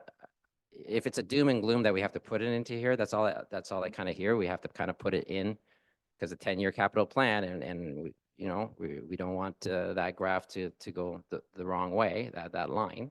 But I see this as this is year 2022, waiting for 2023 at the end of this year. And if we get the same kind of numbers, possibly some surpluses, again, that's the questions that I'm going to come back at. Why can't we apply some of this, or why aren't you in favor of applying some of this and giving us the green light and say it's okay to apply some of this to it for some relief? You, Madam Chair, to Councillor Meredith. And so I am expecting a larger surplus for 2023. And so the plan is to report on 2023 ahead of the budget cycle so that you do have that information going into 2025. Again, depending on where that ends up, you're right. Some of it may be used to offset that, or maybe a recommendation would arise to offset that. Again, the issue is you can offset it for a year, but then the next year there is a catch up because it's not a replenishable sum of money, right? It's a one-time savings. But one time is still a savings, right? So certainly council has that ability.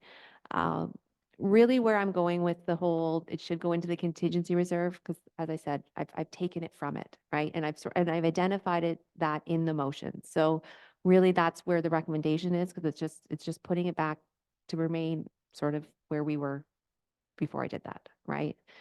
You spoke about our reserves, you're right. So there's 36 million, almost 37 million when you combine all of the reserves, including water, wastewater. But we have a $200 million 10-year plan, right? So there's a shortfall, right? So 100,000, 200,000 here or there doesn't really make a difference, right? But you need to start somewhere, right? Just like saving in that penny jar. That's what we're trying to do. Thank you. And that 200 million is a large number. So, I mean, I think we have to do we all have to do our part to get there. And the 3% is not enough because I think you said it was about 3.5% we need to get on the capital plan, right? So, so that's why when we're, what we need and not what we want is, and there's going to be some big decisions coming up with, with Yonge Street and so forth, which is going to, add to this, this debt of 200+ million, possibly. But anyways, I just thought it's worth noted and speaking about it and going forward for our next budget cycle. So that's what I had on that one.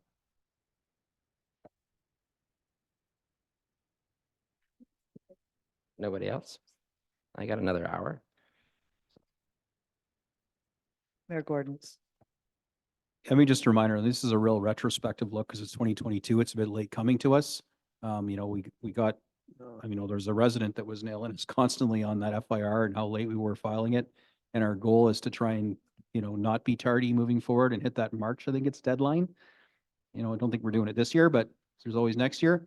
But this had to come to us, but this is a real retrospective look. So I mean, we're beating this water not only went under the bridge, but is already, in Spain going down someone's toilet. Like this is talking about this stuff now. There's nothing wrong with talking about it, but this is so retrospective that, I don't know that we really need to spend an hour debating these things. 'Cause it's so far in the past. And I'll just remind council again how chronically underfunded our reserves are. That what we're choosing to put into them is barely making a dent in how much infrastructure debt we have. And this is not just us. This is all over Canada. Small municipalities having these downloaded costs from the feds and the province. It's crushing our taxpayer. There's only one taxpayer anyway. So it's just a reminder that, keeping our tax increases artificially low by siphoning our already dwindling reserves is about as irresponsible as living off your credit card at your home. So we need to find our only real solution to this, other than, carefully managing our spending, but we can't save our way into prosperity. We need to grow. We need to grow our tax base. We got to get houses built. We need to get taxpayers moving in our community. We need businesses to thrive. That's the way we're going to fund these reserves. So I'm not trivializing, let's save 100 grand here and 100 grand there, but just trying to keep it in perspective. We have a staggering, crushing infrastructure debt and this capital plan that is chronically underfunded. We'd have to raise taxes by 40% a year to even come close to funding this thing properly, which of course is absurd. So, let's, as much, I don't want to stifle conversation on this 2022 year-end report, but it's well past water under the bridge. I really look forward to the 2023 one and also making sure we get these things filed on time. So we don't have to get the call from at least one resident who really holds our nose to the grindstone on this. Not only the councillors, but also Lindsay. I know you get calls and visits too. So I really would like to, and I have no good excuse why it hasn't been done in time. This was before you. So now we're into your cycle, your world, and know the commitment is to try and get these things done on time. And we can have this conversation in greater detail at budget time. But I would, again, just remind the people watching how underfunded our reserves are. Go back and look at our budget document as you see them cratering into the ground. Even with the money we are tucking away, it's token. I mean, it's better than nothing. It's the penny jar. We're literally dropping pennies into it. We should be stuffing C notes into it. So it's a tough one. So I totally empathize. We have a lot of work to do, and it's not easy, and we're not going to solve it even this term. There's just not enough money. We need to grow. So that's where my focus is, aside from, to your point, managing our spending carefully. But I just want to caution, keeping tax rates artificially low by robbing money that should go into reserves that are so chronically underfunded may feel good, and it might appease people who don't really understand, who do live off their credit cards. Maybe they do, right? That's normal to them. Never ever paying that credit card off ever. We can't do that as a corporation and municipality. We can't run deficits. So it's frustrating. But anyway, your points are well taken. I just wanted to add that in for context. Yeah, and I hear you, but I will disagree with you. I think although we're in 2024, this is 2022. I think we have to look at it. 2022 will lead into 2023's financials, and without an understanding of 2022's, how do you understand 2023's? So I think it's important, or else why would we have this report in front of us? So, and so at the end of the day, if and I'm not nickel and diming when you're talking 4% increases on $1 million homes, or that were bought for 300, and they're and they're going up and up and up. Anyways, we have situations here where I'm sticking to what I pledged for when I ran, and these are the questions I'm asking. So if you don't want the questions, don't give me the report. That's all I got to say. So, so I will continue. So the Bomb Beach, and I did talk to you about this today. We're dipping into our water and wastewater reserves for the 7th Street, sorry, not the Bomb Beach, but the 7th Street construction. So I just want to make sure that we are not, because our water and wastewater is a critical infrastructure, and something goes down there that we have the money in that reserve to, if we, I know you said there's a contingency reserve, but it's not as healthy as the water and wastewater reserve for any type of failures or so forth, that just want to make sure that I know that those funds, and I had a conversation with you today, could be replenished or borrowed if need be, but you felt that the need that instead of borrowing from external agencies and paying an interest rate on that, which is responsible, that we could fund it internally without interest rates. So I thank you for that, for sure. That's just smart use of our money, more of a comment than anything else. So but anyways, I'll just end it there. I appreciate the report. And I'll always have the questions. You give me these reports, and I'm not going to back away from anything, even if it's 2022. So these motions, are we gonna, is it all in one motion, or can we break them down? It's in one motion. All right. So if you don't agree with, okay, fair enough. Okay, council, you've We- heard the, We can have a recorded vote for this motion. sure we can. Yeah. Thank you.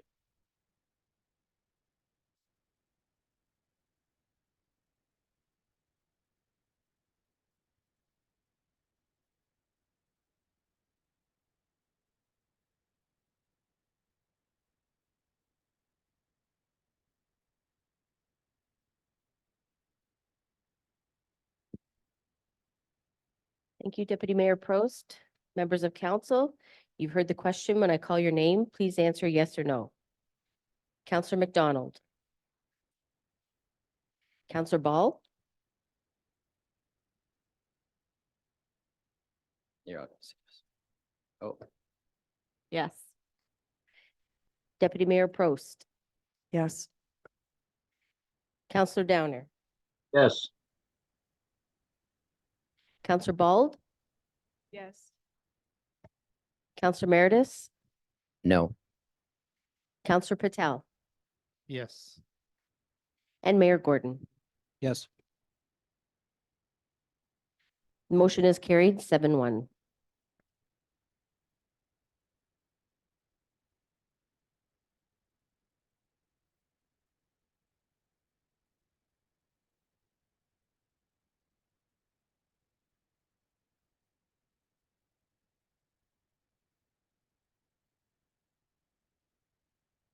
okay. Moving along to 18, notices of motion. Do we have any notices of motion for tonight? Seeing none, I'll go to 19, general announcements. Does anyone have any general announcements besides the mayor? I'll go. Councillor McDonald. Thank you. I just want to acknowledge the success of the Culture Alliance conference that they held on April the 19th. It was entitled More Than Entertainment. It was well attended and full of information. And hopefully they can, this is the second one that I've attended on their behalf, and hopefully they can keep up the good work. One of the things they did do was they introduced a kind of an entertainment thing where the Quest had one of their artists there to give the opportunity for a community painting, she said. So we all got up to paint something, and it ended up to be a beautiful landscape. I'm not too sure what happened to the painting. Hopefully they'll auction it and make some money. But it was a very successful event. I'm very proud of the Culture Alliance, and keep up the good work.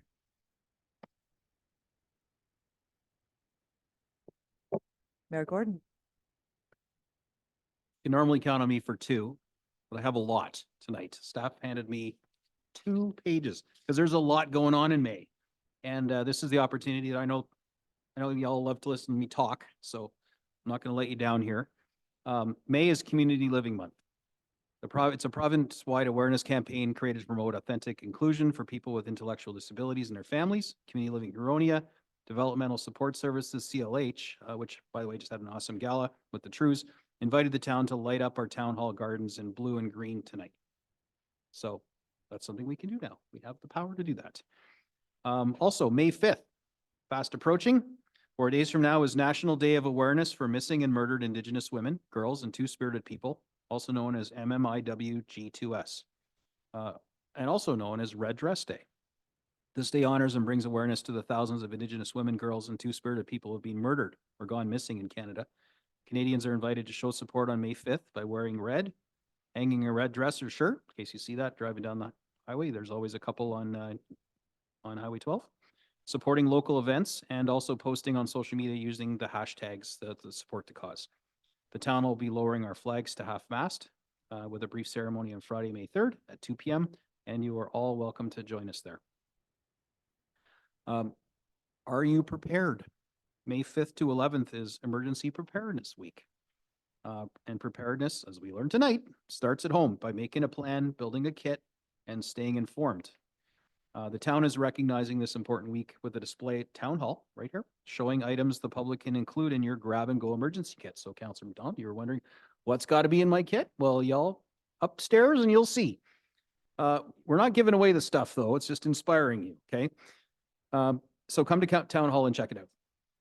The town's also proclaimed the week of May 6th to 12th as Children's Mental Health Week. And you will see us wearing our green ribbons tonight. And this is an opportunity to raise awareness about the importance of accessing support for mental wellness and how critical it is for our children, youth, and their families and caregivers. So the New Path Youth and Family Services invites everybody to #ShineGreen for child and youth mental health across Simcoe County. And all council members are wearing our green lapel pins in support of Children's Mental Health Week.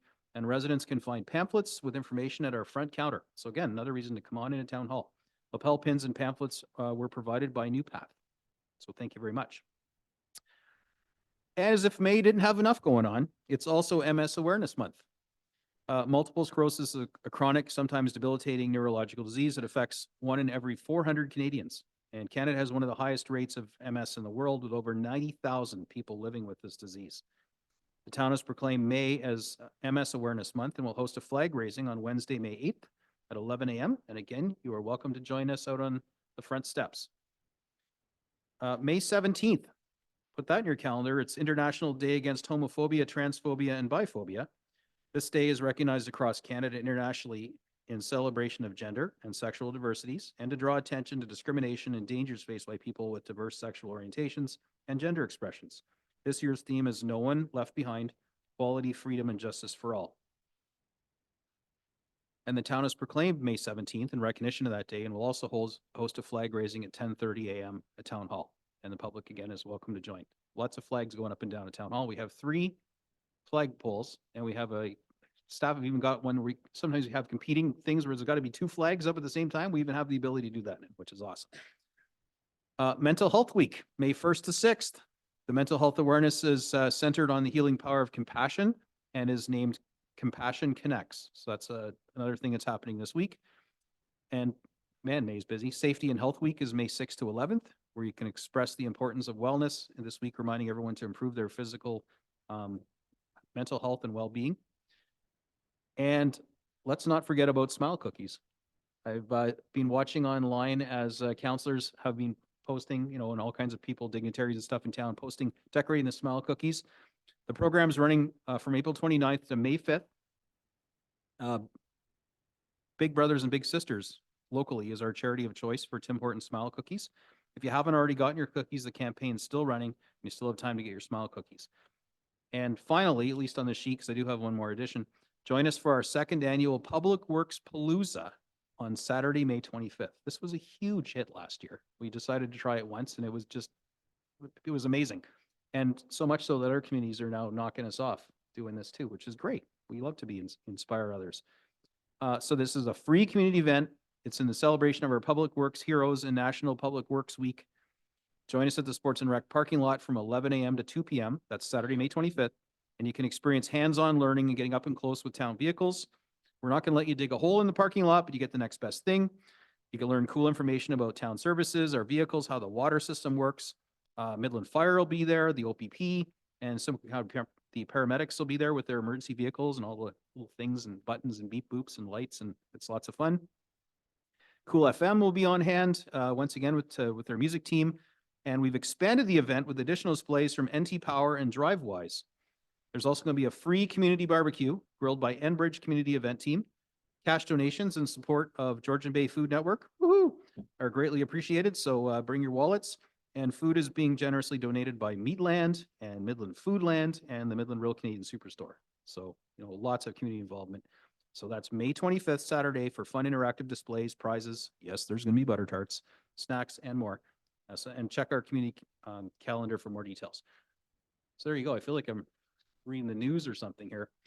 I have one more that I promised EDCNS that I would add in tonight, not knowing I had a 2-pager. And council hasn't really heard what's going on with EDCNS since we effectively defunded them. So I thought I'd give you a little announcement, let everyone know what's going on. It turns out when we chose not to fund EDCNS this year, which rewind to, budget cycle was really because, again, we didn't see KPIs. We didn't fully believe that, the money was well spent on this new initiative called the Innovation Hub. I thought we were going to, basically be ejected. Like, we're done from EDCNS, we're not paying, so get the boot. Apparently, that's not what the bylaws say. You don't actually have to be a funding partner to remain a partner of this organization that we co-founded. So I volunteered to stay on the board, even if we were getting the boot, because I think the Innovation Hub is a worthwhile effort to try and get off the ground. And there's money in the bank with EDCNS, our money collectively, the funding partners. And because of the structure of it, we can't just refund ourselves the money and all walk away. We would have to write a big check to GBGH or somebody and just give the money away. So what the board decided to do instead was give it their level best and to try and get this Innovation Hub off the ground. So they're actively pursuing new board members right now because we've lost a few because, clearly some board members thought that we didn't care about them anymore and they figured, why should I care? I'm volunteering. They're gone. So we're trying to find some new board members and to rally around this one singular vision, aside from tourism, which is this Innovation Hub. And we're also looking for an executive director. We're actively recruiting for that right now. And that executive director is effectively going to be a unicorn because we've got a laundry list of tasks for them to do, which is to get this Innovation Hub off the ground and make our funding partners, all 4 of us, believers again, so that we'll want to continue to fund this. So we're going to use what's left in the bank to get this thing going and, pay the ED's salary and get this thing off the ground so that by the time budget comes back, hopefully there's some strong KPIs, which you develop too, that we can actually show a return on investment on why it'd be worthwhile funding this. Of course, there's also the possibility that this is a flop and we run this bank account into the ground, never get it off the ground, and it's over. None of us are, that's not our trajectory, but it is a possibility. I think remote because we've got a good team, but we are actively looking for board members. So anybody that's out there listening, you think you could add something to our economic development and get this Innovation Hub off the ground? If you're scratching your head going, what the heck's an Innovation Hub? Please go to Economic Development Corporation's website, EDCNS, and you can read all about it, see some videos. And, on the tourism side, the Simcoe County is producing 30,000 copies of the Discovery Guide for 2024, which is a beautiful glossy discovery guide promoting North Simcoe.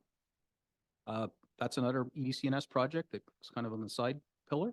That's happening again this year, and it's incredible. So we should have those very soon to be able to hand out. They'll be at all of our events and delivered to businesses downtown, available here at Town Hall. They'll be at Butter Tart Festival. And anyway, so I just wanted to give you guys a high-level update on EDCNS. Turns out after we chose not to give them any money, the other partners all said, well, why would we? It's a valid, so everyone's keeping their cash, and EDCNS is going to burn through what's left in the bank, which is a few $100,000 to try and get this thing off the ground and do the best they can with it. Because refunding to partners wasn't possible and there was no appetite to do anymore. So there it is. There's a public update on EDCNS. It's still a thing. It's a going concern. There is a singular North Star that we're focused on. A very small board right now is looking to grow, and I encourage applicants to visit the Economic Development Corporation or Simcoe website and get your name in because we could use your help. Question on my announcement. Yeah, sorry. Question on your announcement. We chose to not give them any money and we're out, so they said we can stay in anyway. Isn't that something council should decide, or we're just in until they ask us for more money in the future? No, that was the point. The bylaws of the corporation aren't contingent on us funding them. We are founding members. We have representation, whether we pay or not, it turns out. Nobody had ever not paid before until we did, 2 budgets ago. So it wasn't a case of, being ejected from the corporation by simply not writing a check, which I thought was a bit of a head scratcher, but that's the way the rules are. So we're still in, we're just not funding partners. And right now I'm the only council rep sitting on the board.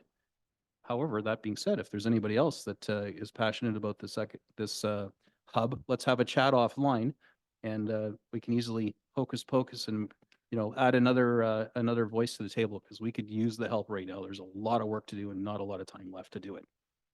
So anyway, I just thought I would use the announcement section since it wasn't on the agenda to speak from the board's committees section, as we heard from active transportation. But I wanted to let you know where we're at with that, and that when you hear about EDCNS, it's not dead, contrary to what you may hear, and it has the singular focus that you all heard at budget time, which is the Innovation Hub. So there, that's my long-winded a bunch of announcements. Hopefully, I haven't no one's tuned in a different channel now at home. Any other announcements? All right, Councillor Ball. Thank you. I just wanted to thank you for that update because I didn't realize we were still sitting on there. I have been following them on social media, hoping that they will get the funding because I was on board with trying to get them through that. So I'm happy to hear that. So thank you for that update.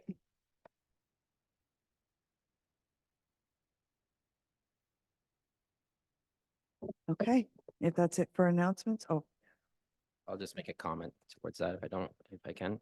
Thank you, Deputy Mayor Prost. Yeah, so I'm just surprised. I have seen the posts on online of the Innovation Hub. Didn't know where they were getting their funding from. So I guess we'll see how it goes in the next budget cycle with their presentation, and maybe they can turn things around. So, but that was surprising. I would have loved it to be briefed on it prior to this, and knowing the rules with what's left in the bank account, how those bylaws were set up. I guess the laws are laws. So, but I wouldn't have guessed that Innovation Hub would be still going on our dime after our decision. So, but anyways, we'll see what happens at the end of the year when they come to us with their strategy. Thanks. okay, I have one last motion for the committee of the whole. As soon as I'm finished reading it, though, I have a request for a 5-minute bio break. Okay, it's this motion is moved by Councillor Meredith, seconded by Councillor Bald, that the committee of the whole rise and report. All those in favor? Opposed? Carried. 5-minute bio break.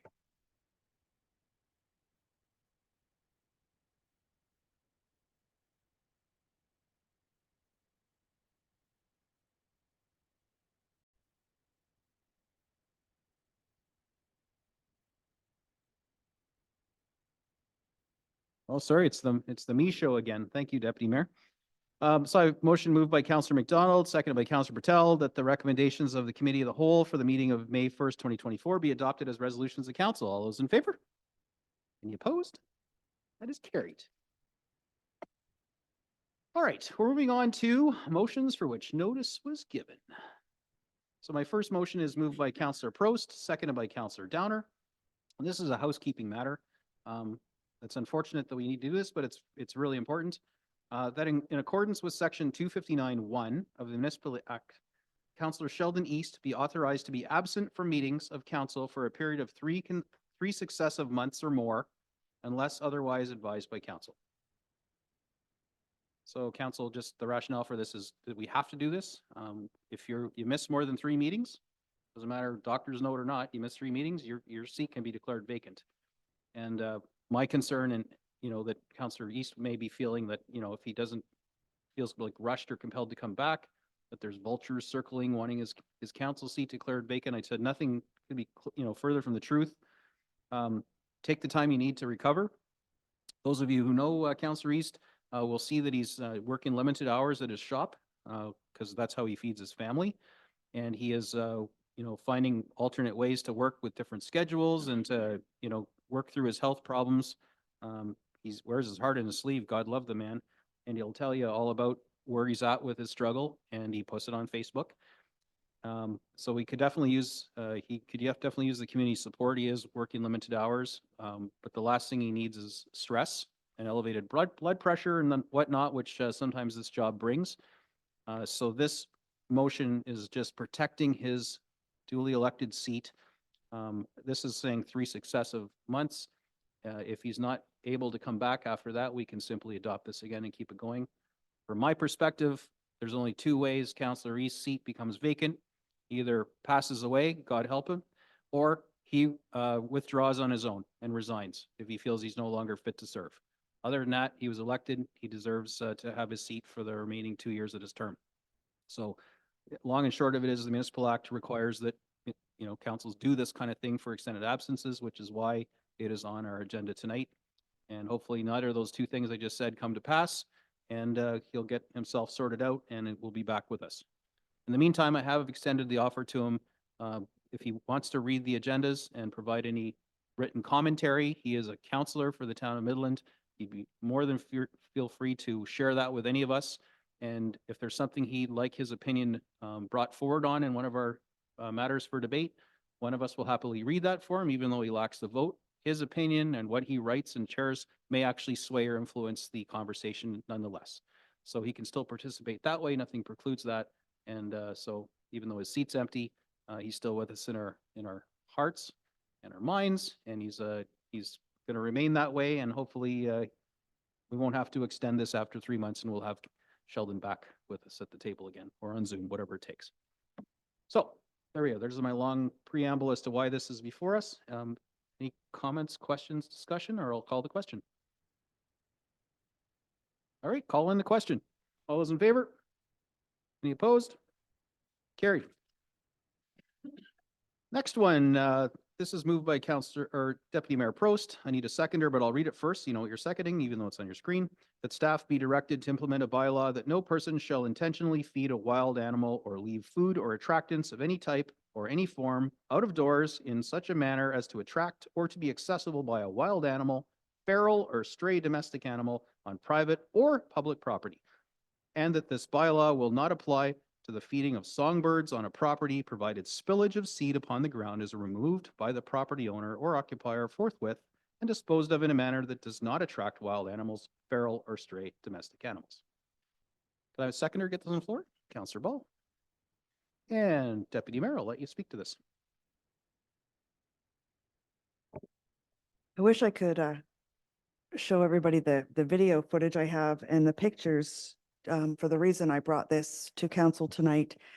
I just want to, I don't know, make sure everybody knows that this is, it does say this, that it's not, that you can still feed your birds in your backyards or your front yards, as long as you clean it up, because there are some areas in town, one in particular, that too much bird seed being thrown on the ground is attracting more than just birds. I mean, to start with, it's attracting hundreds and hundreds of birds, but it's also attracting small animals that are damaging people's properties. And when they're dying sometimes on the properties, and coyotes are also coming in. I do have video footage if anybody would like to see it. I really want this passed tonight, and maybe even set in motion almost immediately. The bylaw is already written here. It can be done very quickly. Because I mean, that causes a lot of damage to people's properties. It changes their enjoyment to be able to use their yard, front or back, or even neighboring yards and the street. It just creates a big unhealthy problem. And it's not good to feed all these animals. They need to be able to manage it in the wild on their own as well. I could probably go on and on. I just really wish I could show you the video, but if anyone wants to see them or see it, give me a call. And I just hope this goes through tonight because it's very important to me and it's important to many residents in this town. Thank you. Councillor Ball, then Councillor McDonald. Thank you. Yeah, we've had deputations about this on the past, and I think that those statistics that were presented then were concerning. I know that this was something that staff was looking into when we're looking at all of the bylaws, but this is just escalating it to the top. So I'm in full support of this.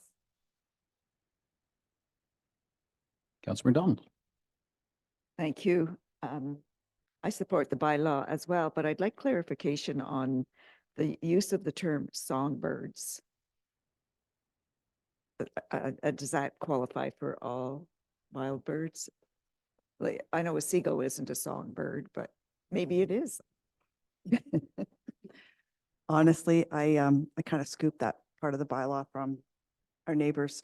I think a songbird is probably, you know, a blue jay, your chickadees that come around, like just your birds that come and visit in the backyard and go to your feeder and you enjoy. Am I correct? Well, Through your worship, this is part of what's going to be difficult for the bylaw staff to enforce is how do we distinguish what type of bird species is attending the site? So I don't know what a songbird is either. It's probably like a blue jay or a cardinal or something like that. But I think how it's worded, bylaw staff would have probably a very difficult time enforcing this type of addition onto the existing bylaw, because you're right, like what's a songbird and how do we if bylaws going over there and as soon as they open the gate and the birds all fly away, how do we know which type of bird was there? It'll be very challenging. I know the intent of what council is trying to put forward, but I think it would be challenging for bylaw staff to enforce that type of provision being added in. Thank you.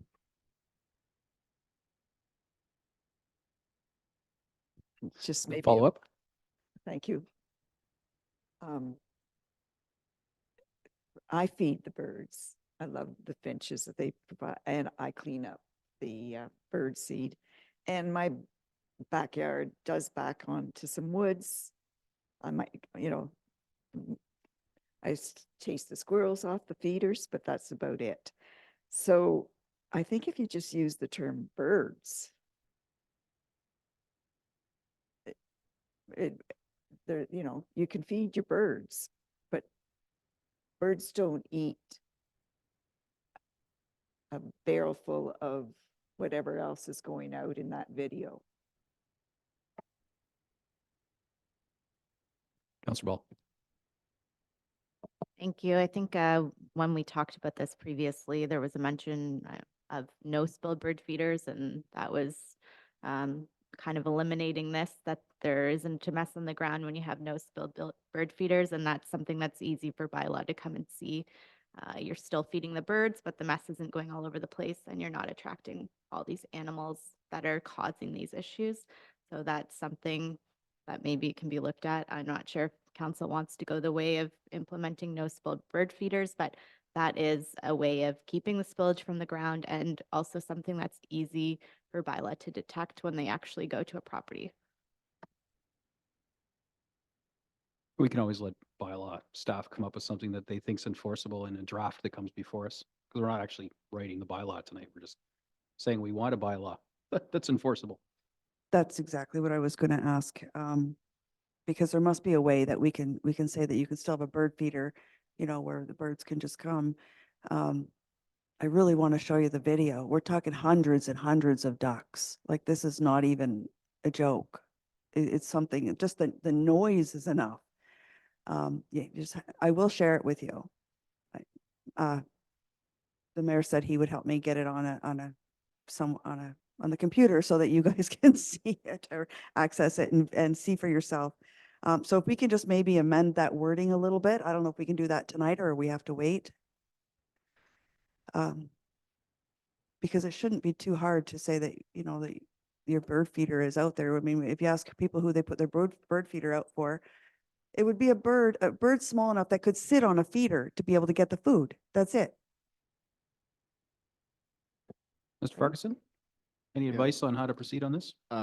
Yes, through your worship, I'm just looking at from a bylaw perspective, you know, we want to ensure when we've got bylaws there that it's easy for staff to enforce. And when the deputation came before council on this, we were tracking any complaints that we received and we did not receive any. So if there's residents, and we did say, if there's any sort of feeding of wildlife or feeding of birds that, you know, you feel is not appropriate to contact bylaw, and we didn't have anything in our bylaw to enforce it at that time, but that we would track it, and we have not received any complaints. So if there's a video, we can look at it. But I think no matter what, if people have bird feed out there, like if you have, you know, for instance, children do crafts where they make, you know, they roll peanut butter onto a pine cone or something like that. Like I would envision something like this would now not allow for that to happen, because the sunflower seeds will fall onto the ground and bylaw's now going to sift through the grass to make sure it's all picked up. Like that's the nitty gritty that we're getting into it. And I think bylaw staff would have a difficult time trying to enforce to not feed birds. And if it does, bird seed falls onto the ground, the homeowner's not going to pick that up. Quite honestly, from my perspective, I've got a bird feeder on my front lawn. I don't pick the bird seeds up. The birds knock them off. For the smaller birds or the squirrels going to eat the stuff on the bottom, like it's going to be very hard for staff to enforce, in my opinion. And we just want to make sure whatever council passes, that it's enforceable for staff to be able to go out and do. Deputy Mayor? Okay, I agree with you. I don't think anybody's even going to complain about a little bit of seed on the ground. You truly need to see the video. It's being poured on the ground from bucket. So it's a very different situation, and it's probably isolated, but it still affects all the residents in that area, like that side of the street and across the street. So maybe it is just one person making this happen, like for me to come to council, but it's serious enough that I don't think we should ignore it. I think we really need to put something in place and hope for the best, because I don't think bylaw is going to go around checking everybody's bird feeders to see if a little bit spilled or the wind blew it too much and now it's on the ground. You're not going to do anything to anybody for that happening. So it really is more severe. Sorry, through your worship, just on that, if it's in the bylaw, it wouldn't surprise me if we get neighbors complaining on each other on that. So, for example, during my time in Tay Township during COVID, I received a call that one neighbor was mad that person was feeding wildlife, and what it was two squirrels fighting over birdseed. And bylaw had to go out and investigate that. And by the time we got there, there's nothing going on. So if it's in the bylaw, people will latch on to that, and we will get a call and we will get requested to come out and investigate. And then if we don't go investigate, you members of council will be getting a call saying staff's not coming out and enforcing the bylaw. So we just want to make sure if there is something in there, like we can look at it, but we just got to make sure that the wording is appropriate, that if staff has to go out and lay a charge, that it'll hold up in court.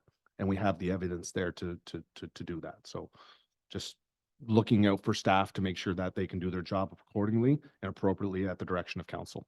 Thank you. Okay, I appreciate that. Maybe for next meeting, you come back and with some better wording. Because I don't want to, damage kids from making, little bird feeders and a little bit of spillage, because I mean, it's a reality that it's going to spill regardless. It can happen. So it just protects them, but deals with this problem because it's a very serious problem. Thank you. So I think this wording was lifted verbatim from Penetang Machine, who has this like a section 8.1 or something in their feeding their bylaw. So, apparently it's working in Penetanguishene, people aren't running afoul, you wouldn't mind me saying that, of the bylaw constantly. That's one for you, Derek. Anyway, we could leave this the way it is right now, or we could just scratch out that second paragraph. And staff clearly will need to do a little research, talk to some neighbors, see how enforceable it's been. You know, if they'd had to do it again, would they? Kind of questions, and can come back to us with a draft that makes sense from an enforceability standpoint, that addresses not only this one person, because we shouldn't be making bylaws to deal with one person in town, right? I've seen it. It is nutty, like completely nutty. I would lose my mind if I lived beside them, because there's nothing between their neighbors but a chain link fence, and like literally there's 100 ducks, and the person's out there dumping grain bags full of food.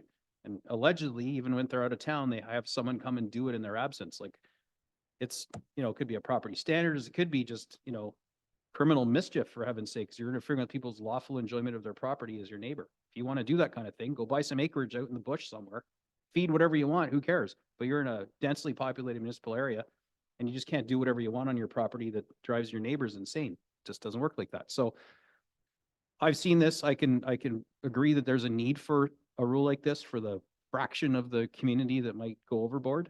We don't want this to be an overreach. And I have had complaints about seagulls and other animals that are being fed in the town. And my response to the people after I've talked to them over the past few years is, we don't have a bylaw, but, you know, we probably should. So this is our opportunity to, you know, we're not reinventing the wheel. Literally, it's a copy and paste from Penetanguishene. So we could pass this the way it is right now, and then a draft comes back from bylaw staff at some point in the near future, massaged and worded in a way that, you know, they believe is enforceable. And then we can either adopt what they bring to us, or we can nitpick it a bit more and make it our own.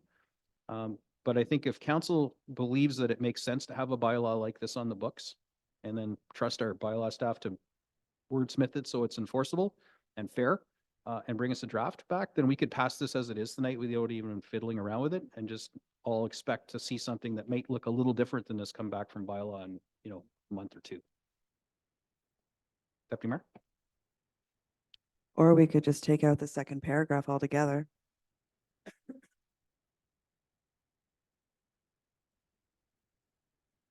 Councilor McDonald? I think we should take the time to come across with some background and something that can be enforced, as you say. But there was a couple of suggestions you made about this particular situation. Can there not be something, another bylaw that covers the nuisance, or that's being created? There must be a bylaw that, but if has she filed with our department, like through service.ca, or there must be a solution besides implementing a new bylaw for one desperate situation. Yeah, through your worship. So as part of this review, we'll review the other bylaws. It could be a property standards issue.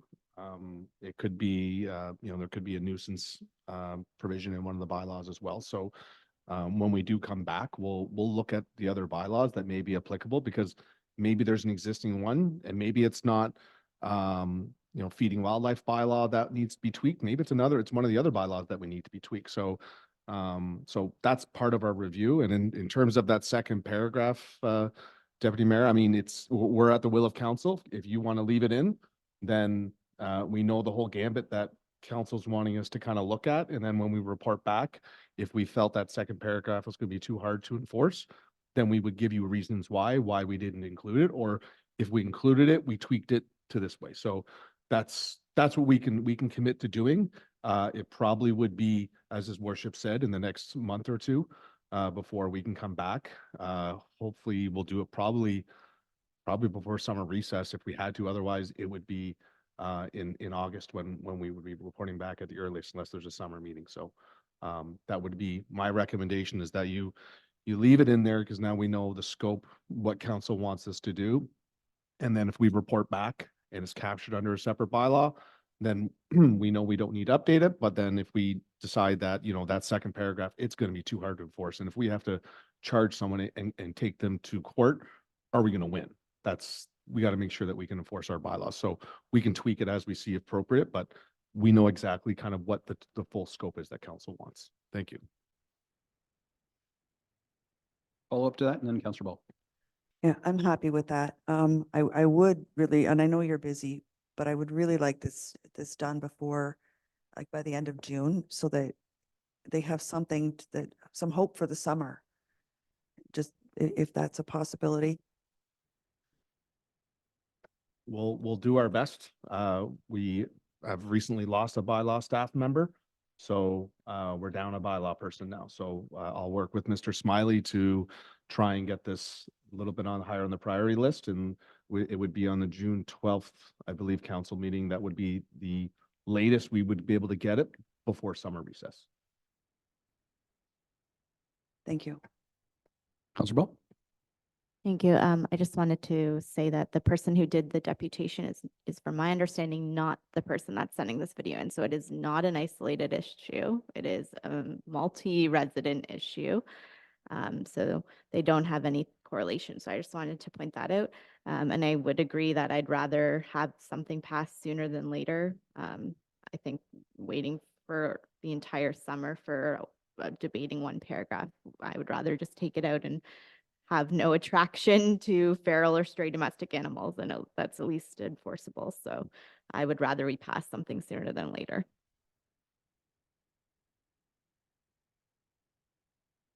So based on my experience prosecuting stuff in the past life, even if we had any type of basic bylaw that prohibited, absurd levels of feed and attracting wild animals, the video and the photographic evidence that I saw for this one would be a slam dunk in court. So we don't have to, overly engineer this thing to deal with some of the more real problems that are in the community. To say, I don't think this is impacting hundreds of residents. This is one of those bylaws that, it's going to change the behavior of maybe 4 or 5 people in all of 18,000 people in Midland, but it will bring sanity to their neighbors for sure. So small but meaningful thing like this. And is it a greater good bylaw? No, it's not one of our big ones they're going to be known for, but it's helpful, and our community's neighbors have it. And when I started looking into it, we're not reinventing the wheel. So I have absolute faith that your team will find some way to wordsmith this into what we're trying to make happen, and make it so it's enforceable, so that when we do have evidence, which doesn't necessarily have to be the bylaw officer, it could be from the neighbors just filming a lot of that evidence. Just meaning they got to go to court then and testify to that. But from the sounds of it, they would. Right now, there's no offense. So I think that's all it is. They just want an offense. So we can give them that. All right. So, no.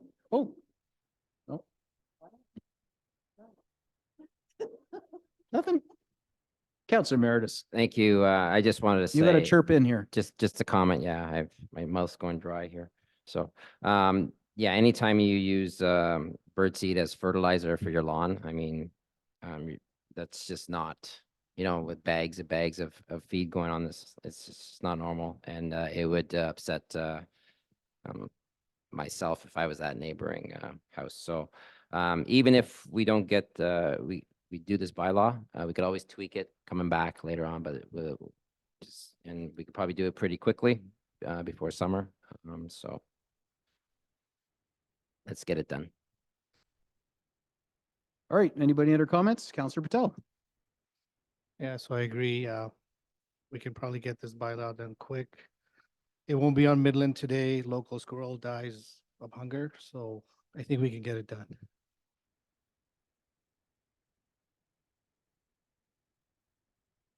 Okay. Any more comments? No? Go on a limb here and call the question. All those in favor? Any opposed? That is carried. Good luck to your team, Mr. Farquharson. All right, moving right along here. I've got a motion I'll read out. It's moved by Councilor Emeritus and Alina Seconder that staff investigate the feasibility of enforcing regulations whereby commercial property landowners / investors in the downtown core to be responsible for maintaining the appearance and cleanliness of vacant storefronts so as not to have a negative impact on the downtown, including neighboring businesses, tourism, pedestrian safety, and commercial investment, and that steps be taken by town staff and the BIA Beautification Committee to mitigate that problem. I need a seconder to get on the floor. Councillor McDonald. And take it away, Councillor Meredith. Thank you, Mayor Gordon. So, yeah, the motion basically speaks for itself. We've had a number of complaints. I have had a number of phone calls in the downtown core concerning vacant buildings and neglected vacant buildings, which, as the motion states, has a negative effect on our town, our businesses, our residents, our tourism, etc. I'm imagining some of these building owners are ghost owners. They're not from our area, and are not taking care of their investment as one should in a downtown core. So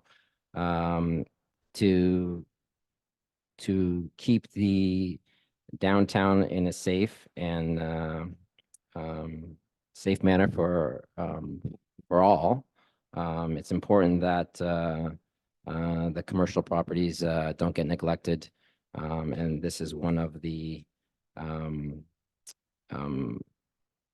issues that we're having. So I'd like the staff to investigate this and then come back with a report and see if we can mitigate the problem. There is the BIA Beautification Committee. There's beautification grants for your buildings, so there should be no reason why storefronts that are neglected can use some of the funds through the BIA to improve and enhance their buildings. And some of the alcoves in here that is a main issue, which is the on private property, which our bylaw department cannot go into to even clean up the storefronts. They don't have the authority to do that. So whether the owners can, if they're vacant for a long time, put up some type of petition that corresponds with our downtown plans through the BIA, and to make it beautiful versus have a negative impact on everyone around it. So, and it'll increase people that are looking to invest in downtown Midland, and it won't be a deterrent from them wanting to invest in our town. So that is the motion, and I'm hoping that we can come up with something. So yeah, it'll have a positive effect. Thank you.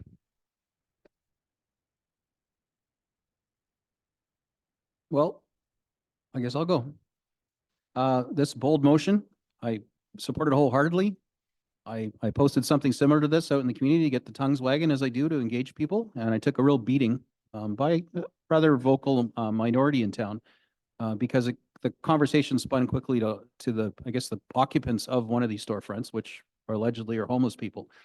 When the post had nothing to do with homeless people, it had to do about owner responsibility and, you know, this $15 million downtown we built, and allowing a few, you know, let's call it negligent building owners with not a single care to the world to basically bring down the entire downtown experience just because they choose to do nothing with their building. Some of these have been vacant for decades.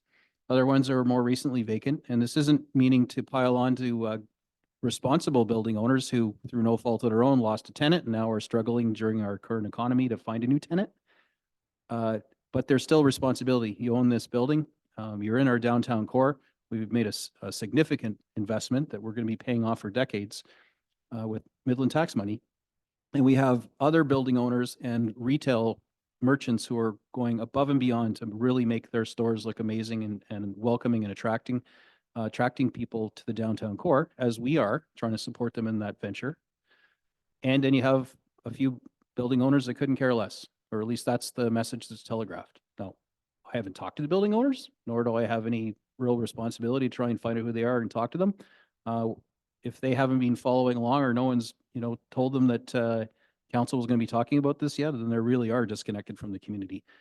And this could be a wake-up call. So I'd like to see whatever the staff come back with include provisions like what smart centers do. As soon as there's a vacancy in a smart center, which are all over Canada, the sign for that business is immediately taken down so that you're not advertising a failed business or a business that's moved, which is, misleading.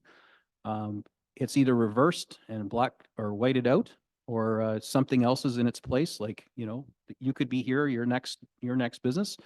There's also no paper or, newspaper stuff put in the windows. There's some kind of sticky sign like you wrap cars in that has a really cool photorealistic image of a busy store or a busy shop.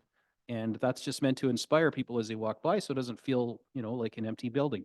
And that sticky applique is put on the doors, it's put on in whatever glass, and of course it's custom made because every business is different size. So that responsibility would fall on the building owner, that when their unit became vacant, while they're presumably looking to either sell their building because they're not interested in actually operating the building, or they are looking for a new tenant, the place actually looks inviting and it doesn't make the whole downtown look like a dump or a slum. And unfortunately, that's the way I characterize it, because that's the way I see it and the way a lot of residents do.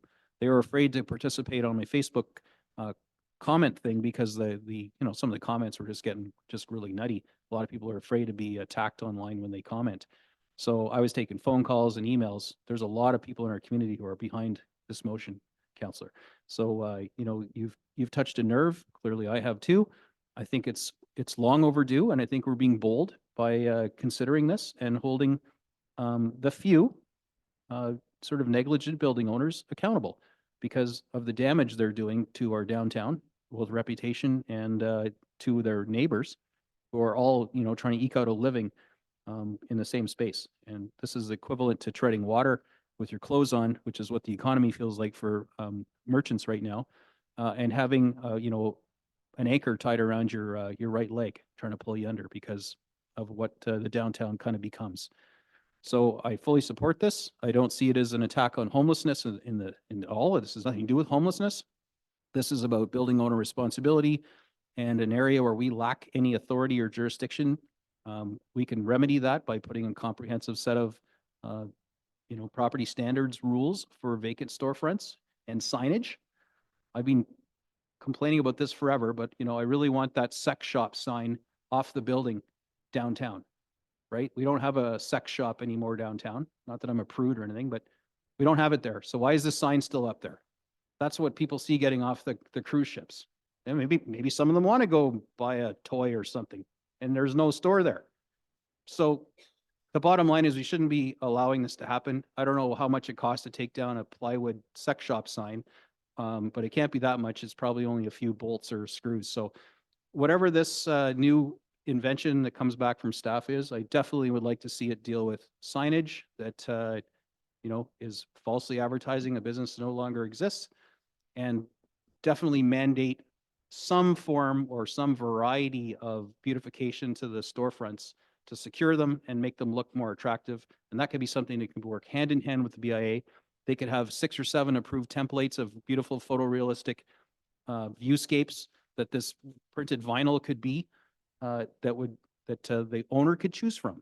And the BIA would, be part of that. So they'd have say in it, because ultimately they're the ones that are most invested, other than us as, financially, they're the ones most invested in this downtown beautification.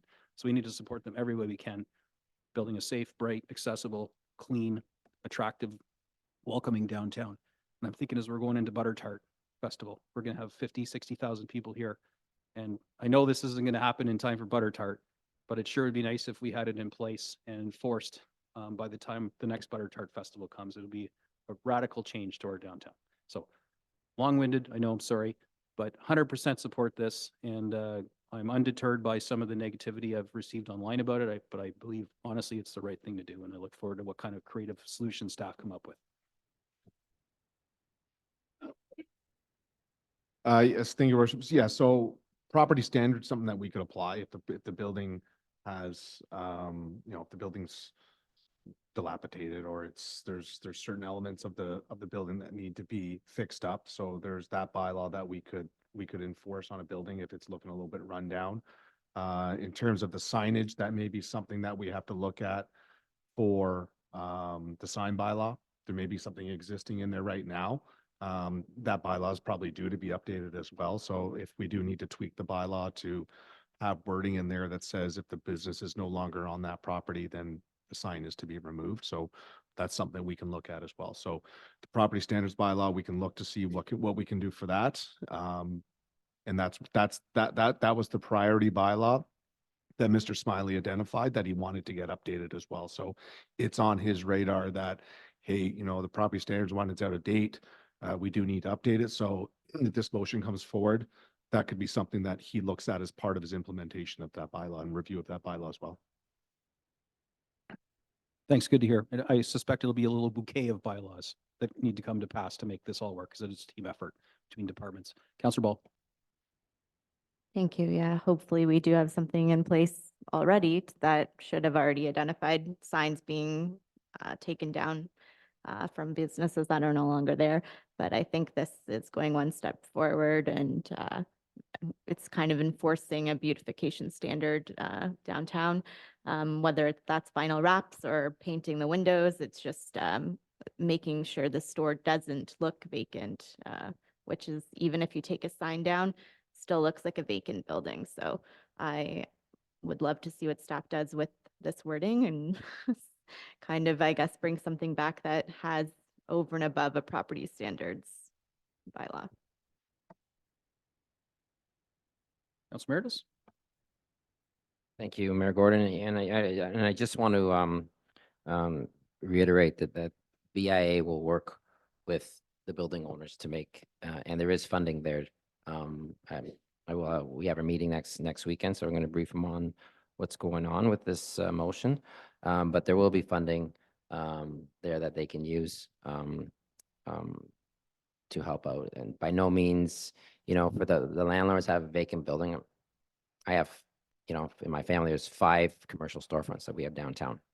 They're eventually going to be 1, 2, maybe 3, maybe vacant at the same time. I'm not here to penalize myself, but I'm a landlord that, you know, protects his investment, wants the good for downtown, have a positive experience, and upkeep my building to get it rented as soon as possible. So, but if I'm having issues with, you know, people encroaching on the storefront that, it's kind of a, you know, I can't control it, then I'm gonna have to put some type of barrier up to, you know, to not hinder other businesses and attract a negative experience to our downtown core. So that, I think, is every landlord's responsibility, but maintaining your building and attracting tenants to your building means spending money into your building. And if you just neglect your building, it's your neighboring business might start, you know, their business might be going, you know, suffering, and then they'll close. So it could have a domino effect.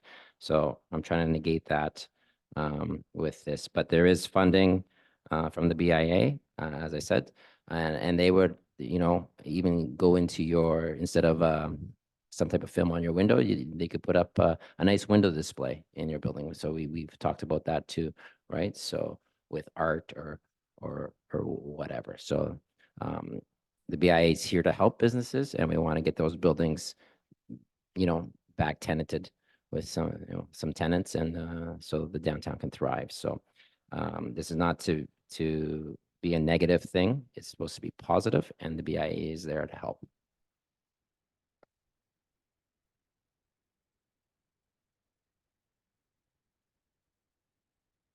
All right. Enough discussion. I guess I'll call the question. All those in favor? Any opposed? It's carried. Look forward to seeing the fruits of those labors. Next, I sense a little theme going on here. This one's moved by Councillor Maris. And we'll need a second in a minute. That staff investigate the opportunity of implementing a vacant building tax or fee on vacant commercial storefront buildings facing King Street north of Yonge, extending to the Midland Harbor. Need a seconder for that? Councillor Ball? Take it away, Councillor Meredith. Thank you. So this just adds to, I guess, the other motion, but this pertains to buildings that have been um, uh, vacant for a number of years. There is a building on King Street that's been vacant, I believe, for 2 decades. With and it doesn't look like that investor is, well, eager to rent out his space. So this is, and I've had calls on this from other building owners, and again, it's not there to, someone tomorrow closes up shop. It's not like it's closed down and then you get taxed, right? This is a lengthy time, whether it's a year, but staff can, I'm not thinking like 6 months, because it all depends on the times we're in. I mean, if we're in a recession and there's a bunch of storefronts that are vacant, the last thing we need to do is tax. So this is a motion for the ones that basically are long-standing vacant, even in the best of times that we had in the past. Prior to COVID, we had some great traffic downtown, and there was no one interested in this particular building. There's another building there that's kind of on the same pathway that's been vacant for almost 2 years now. So I just didn't want to see that trend continuing and the building being neglected. So this is a tax that I'm not sure what the structure would be. It's for that long term, a year plus, no movement on trying to lease out that building, and the tax would be.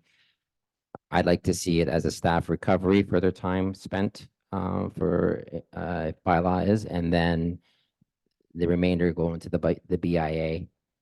Funded in the BIA somehow, and they could spend that money to beautify the downtown. So it's not a tax that would be going fully into the town coffers. It would be collected by the town, just like they do the BIA fees, and make sure the staff, fees are taken out of that, and then the remainder going to the BIA.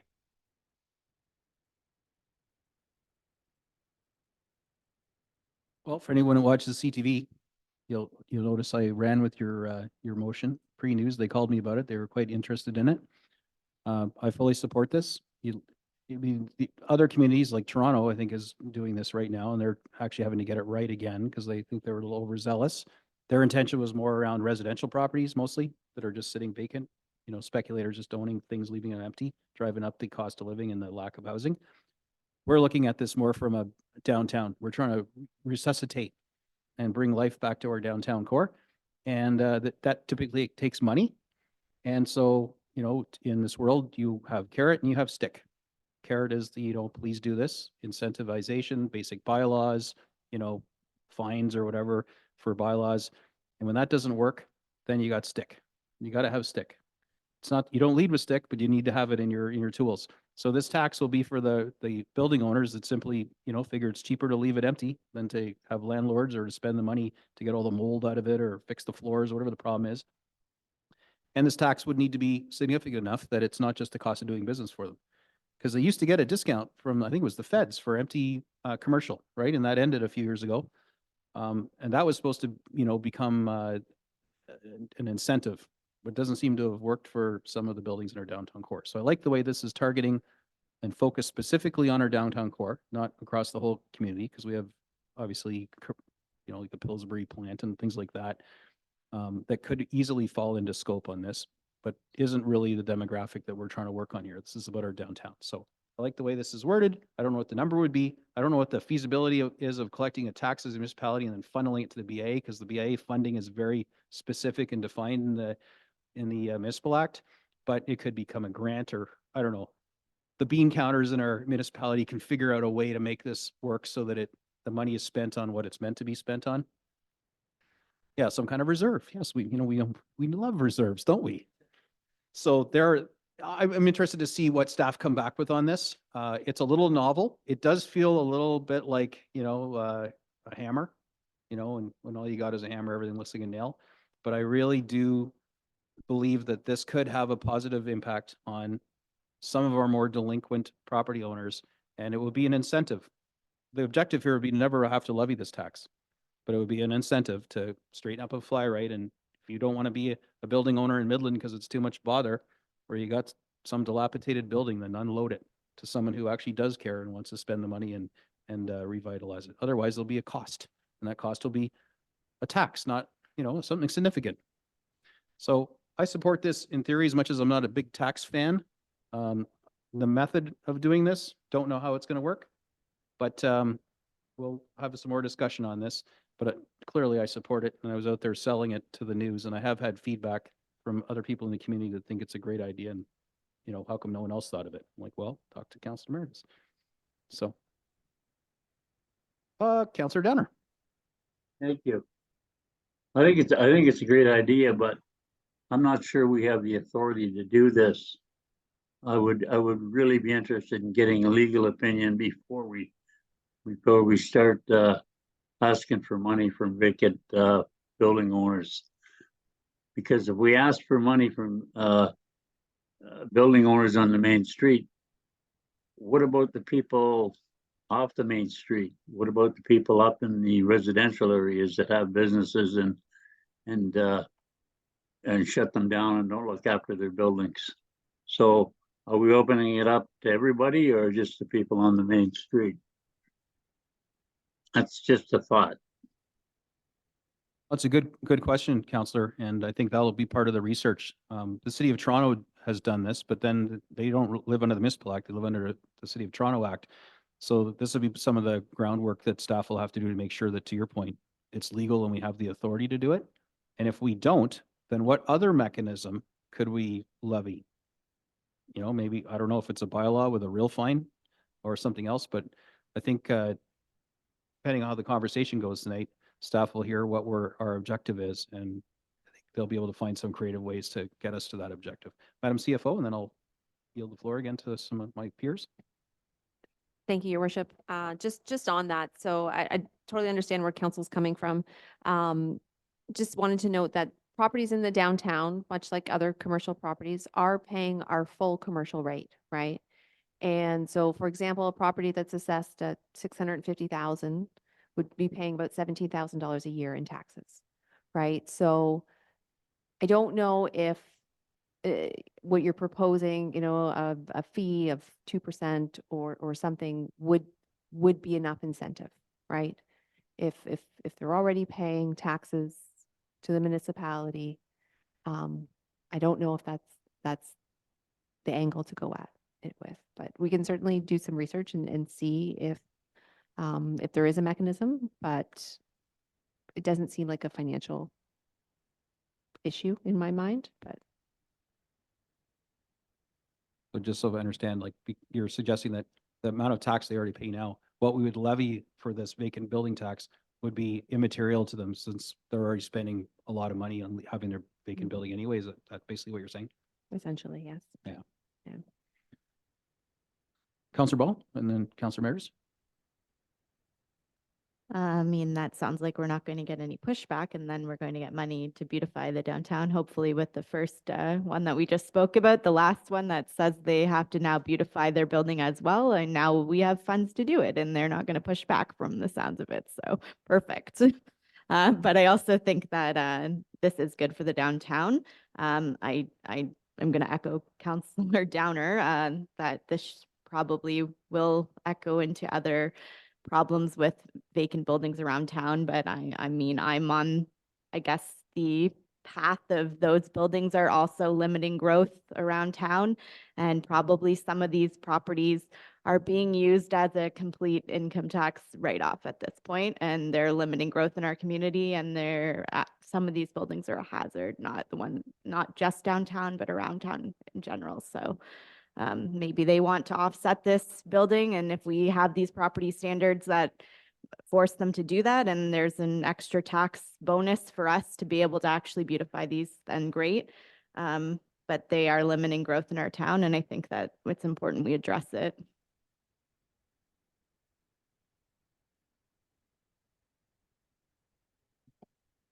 Mayor Gordon, yeah, I would just, because they already pay tax, like Madam CFO said, I would call this a fee rather than a tax. It is on King Street, north of Yonge, all the way down to the harbor, for vacancies facing King Street. So not the shoulder streets and so forth, but it doesn't extend to any other part of Midland other than King Street. That's what I'm proposing right now. And the fee to be collected by the town, and whether it puts in a downtown reserve fund or whatever, where we can beautify the downtown with that. And if people don't have a problem paying with, as you said, then the more the money the BIA can spend downtown Midland, it's a bonus for our community. So, and again, I'm not here to, because I have buildings and I'll, hopefully I don't get taxed on my own motion. But it's for the greater good of the downtown. And if you're a responsible building owner, investor, and when I explained it to the one property owner that saw the motion, after I explained it to him, he was in agreement with it, and because he's a landlord that's he's not a ghost landlord, so he wouldn't have a problem with it. So and that's why I don't have a problem with it. But we'll see after this gets some headway and some news. Maybe the phone will start ringing again, and we'll see what happens. So, but I think something needs to be done with these properties that have been in our community for decades, and it sounds by some of them are pretty bad inside, and no one is going to spend an incredible amount of money to start a business, especially in our downtown core, if they don't own the building. And some of the buildings down there need extensive work, and I am fearful that they'll be vacant for another 10 years. So, and if so, that's fine. Then we're just gonna hopefully grab some fees off them and beautify the downtown that much more. Thanks. Any comments from the right? It's the quiet. Oh, Councillor Patel. Yeah, put your hand up, eh? The eyebrows don't always, it only works for the clerk. All right. Need a hand for you guys. Thank you, Mayor. So as Councillor Downer mentioned, maybe it should be expanded to the rest of the town, just not penalizing one section of the town. Thank you. So this could be like a pilot and maybe like an area specific levy. I think we toyed with a concept like that when we were thinking about imposing the parking cost recovery on just the downtown core. And I think the area specific levy was a mechanism that Madam CFO had mentioned could be used. So if the will of council is to have staff look into this, they'll put their thinking hats on and come up with a way to try and accomplish what we're trying to accomplish that will stand the test of, adjudication, which it could end up at by somebody who really wants to dig in. All righty. Well, I guess I'll call the question if we're done with the conversation. All right, all those in favor? Any opposed? All right, that carries. Was that a head scratch or were you opposed? That was a head scratch? Okay. Gotta learn the ropes here, man. Yeah, it's like just like an auction here, you might have just bought something. All right, big long-winded one here. Another one, I know it's a shock. Yeah, moved by Councillor McDonald. I'll need a second in a moment. Whereas the town of Midland and the county of Simcoe hosted the Hope Housing and Health Symposium October 19, 2023, and whereas several community stakeholders contributed to an information sharing session and a panel of experts provided details of systems and programs to Midland residents, and whereas Midland's mental health issues and housing needs were identified, and whereas the symposium produced the Town of Midland Community Response Toolkit, which we're still waiting for, which demonstrates that working together is essential in an attempt to prevent homelessness, enhance mental health resources, and provide further safeguards supporting community safety. And whereas a successful event inspired participants to express the need to organize a follow-up symposium, now therefore be it resolved, the council directs staff to initiate the planning of a second symposium in order to provide opportunity for agencies to seek further ways to act as a bridge between service providers and connection with the community. And further, that the second symposium be hosted by the town of Midland in October 2024. Got a seconder? Deputy Mayor. Take it away, Councillor McDonald. Well, my long-winded notice of, or motion, proposed motion, says it all, so I don't have to address it anymore. But I do have a sample of information that we could further share. And that was, thank the Child Health and this Child and Youth Mental Health Services brochure that was on our desk and the ribbon. I thank you for bringing this to my attention. And it says counseling is available in person, by phone, online throughout Simcoe County. There's no cost. And then they list Allison, Barrie, Bradford, Collingwood, Cookstown, and Aurelia, which leads me to believe it's not available in Midland. But this symposium that we could host could bring that to the attention to our residents and to all the other service providers. I just feel that bringing them together, and it's been expressed to me the need to do it again, will give us the opportunity to find some solutions specifically for Midland. We can't depend on the county. We have to depend on ourselves and with the agencies that are already here. And I'm willing to work on it and find a, the county sort of indicated that they're currently committed to other projects and they are unavailable to organize this one, but I think that I could work on finding someone else that could co-sponsor it with us.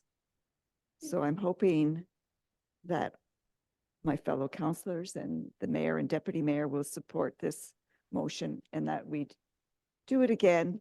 And I'm also hoping that this Town of Midland Community Response Toolkit is soon a public document.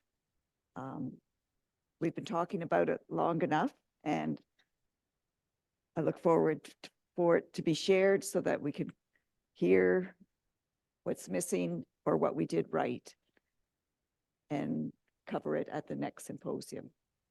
Thank you. Very good. Councillor Ball. Thanks. I just want to say New Path does offer walk-in services for child and mental health youth counseling at the North Simcoe Youth Wellness Hub. So they do currently offer it here. I don't know why it's not on their brochure, but they do.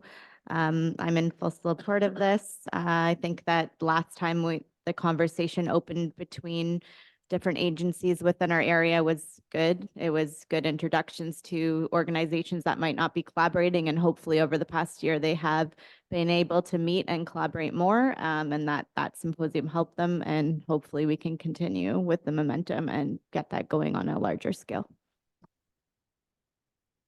Deputy Mayor. I support Councillor McDonald.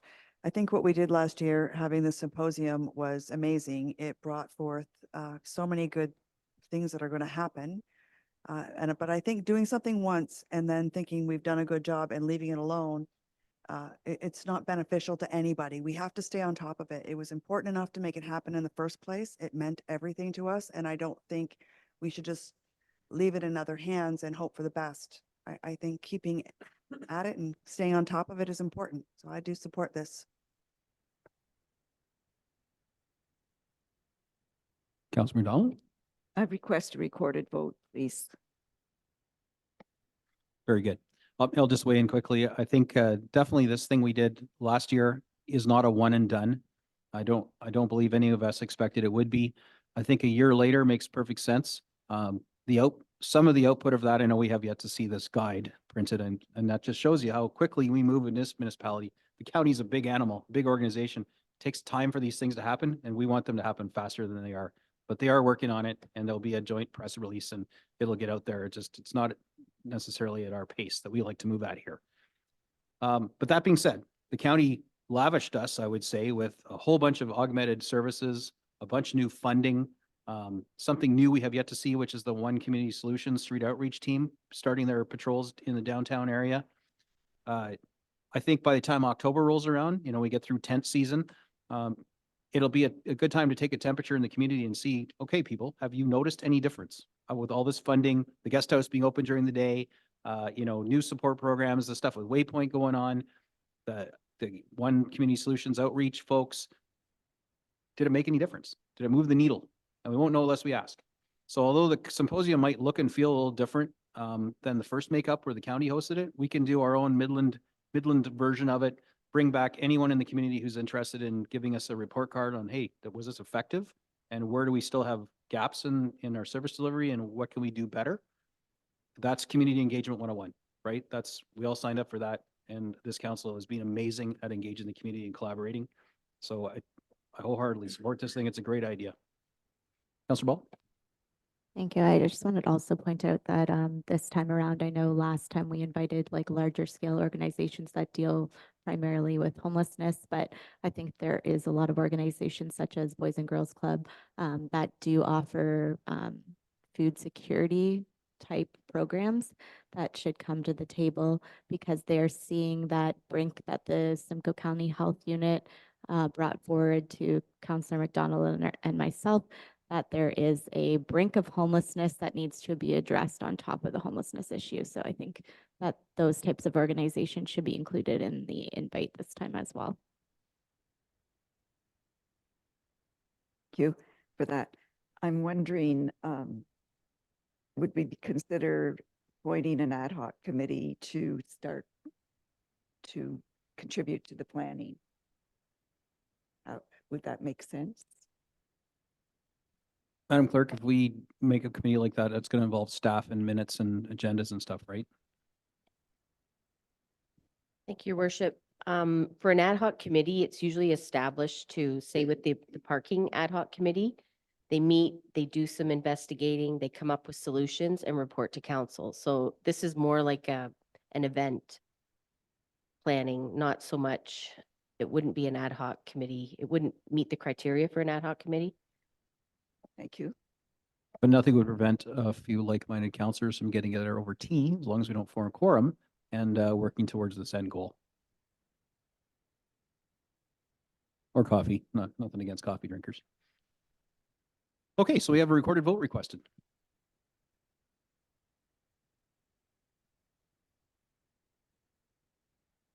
Oh.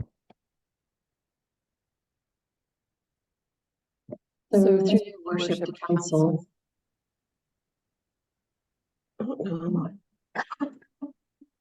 Your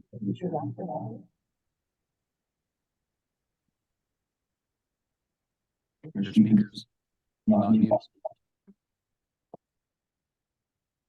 My apologies, I hit the wrong thing, not video. So through your worship to council, just wanted to also mention, so if this gets approved, just from a budget perspective, staff will come back with, the budget for this and where we can potentially get budget to make this happen. Money, the fund governor. Yeah. Good thing we have a surplus from 2022. We'll just tap a reserve.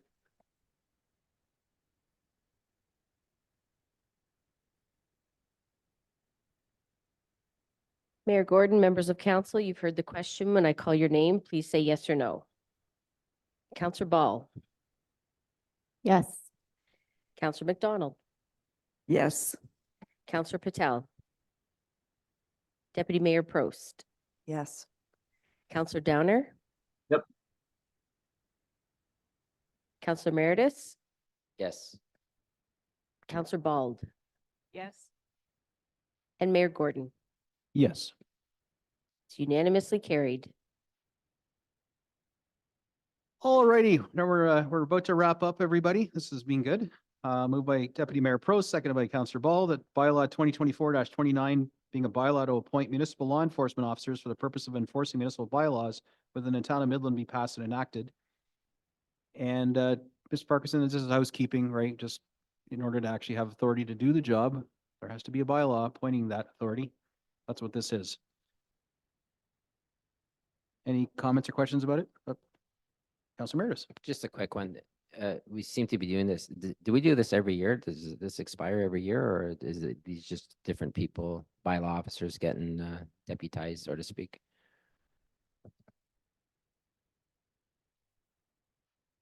Through your worship. So whenever we have a new hire, we have to pass the bylaw to basically allow them to enforce our bylaws.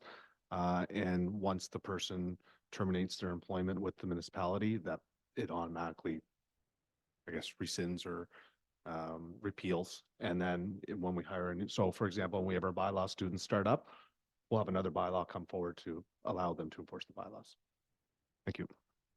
And even if it's the same student we appointed last year, once they're no longer a student, they go back to school, they lose that power until we hire them again and reappoint them.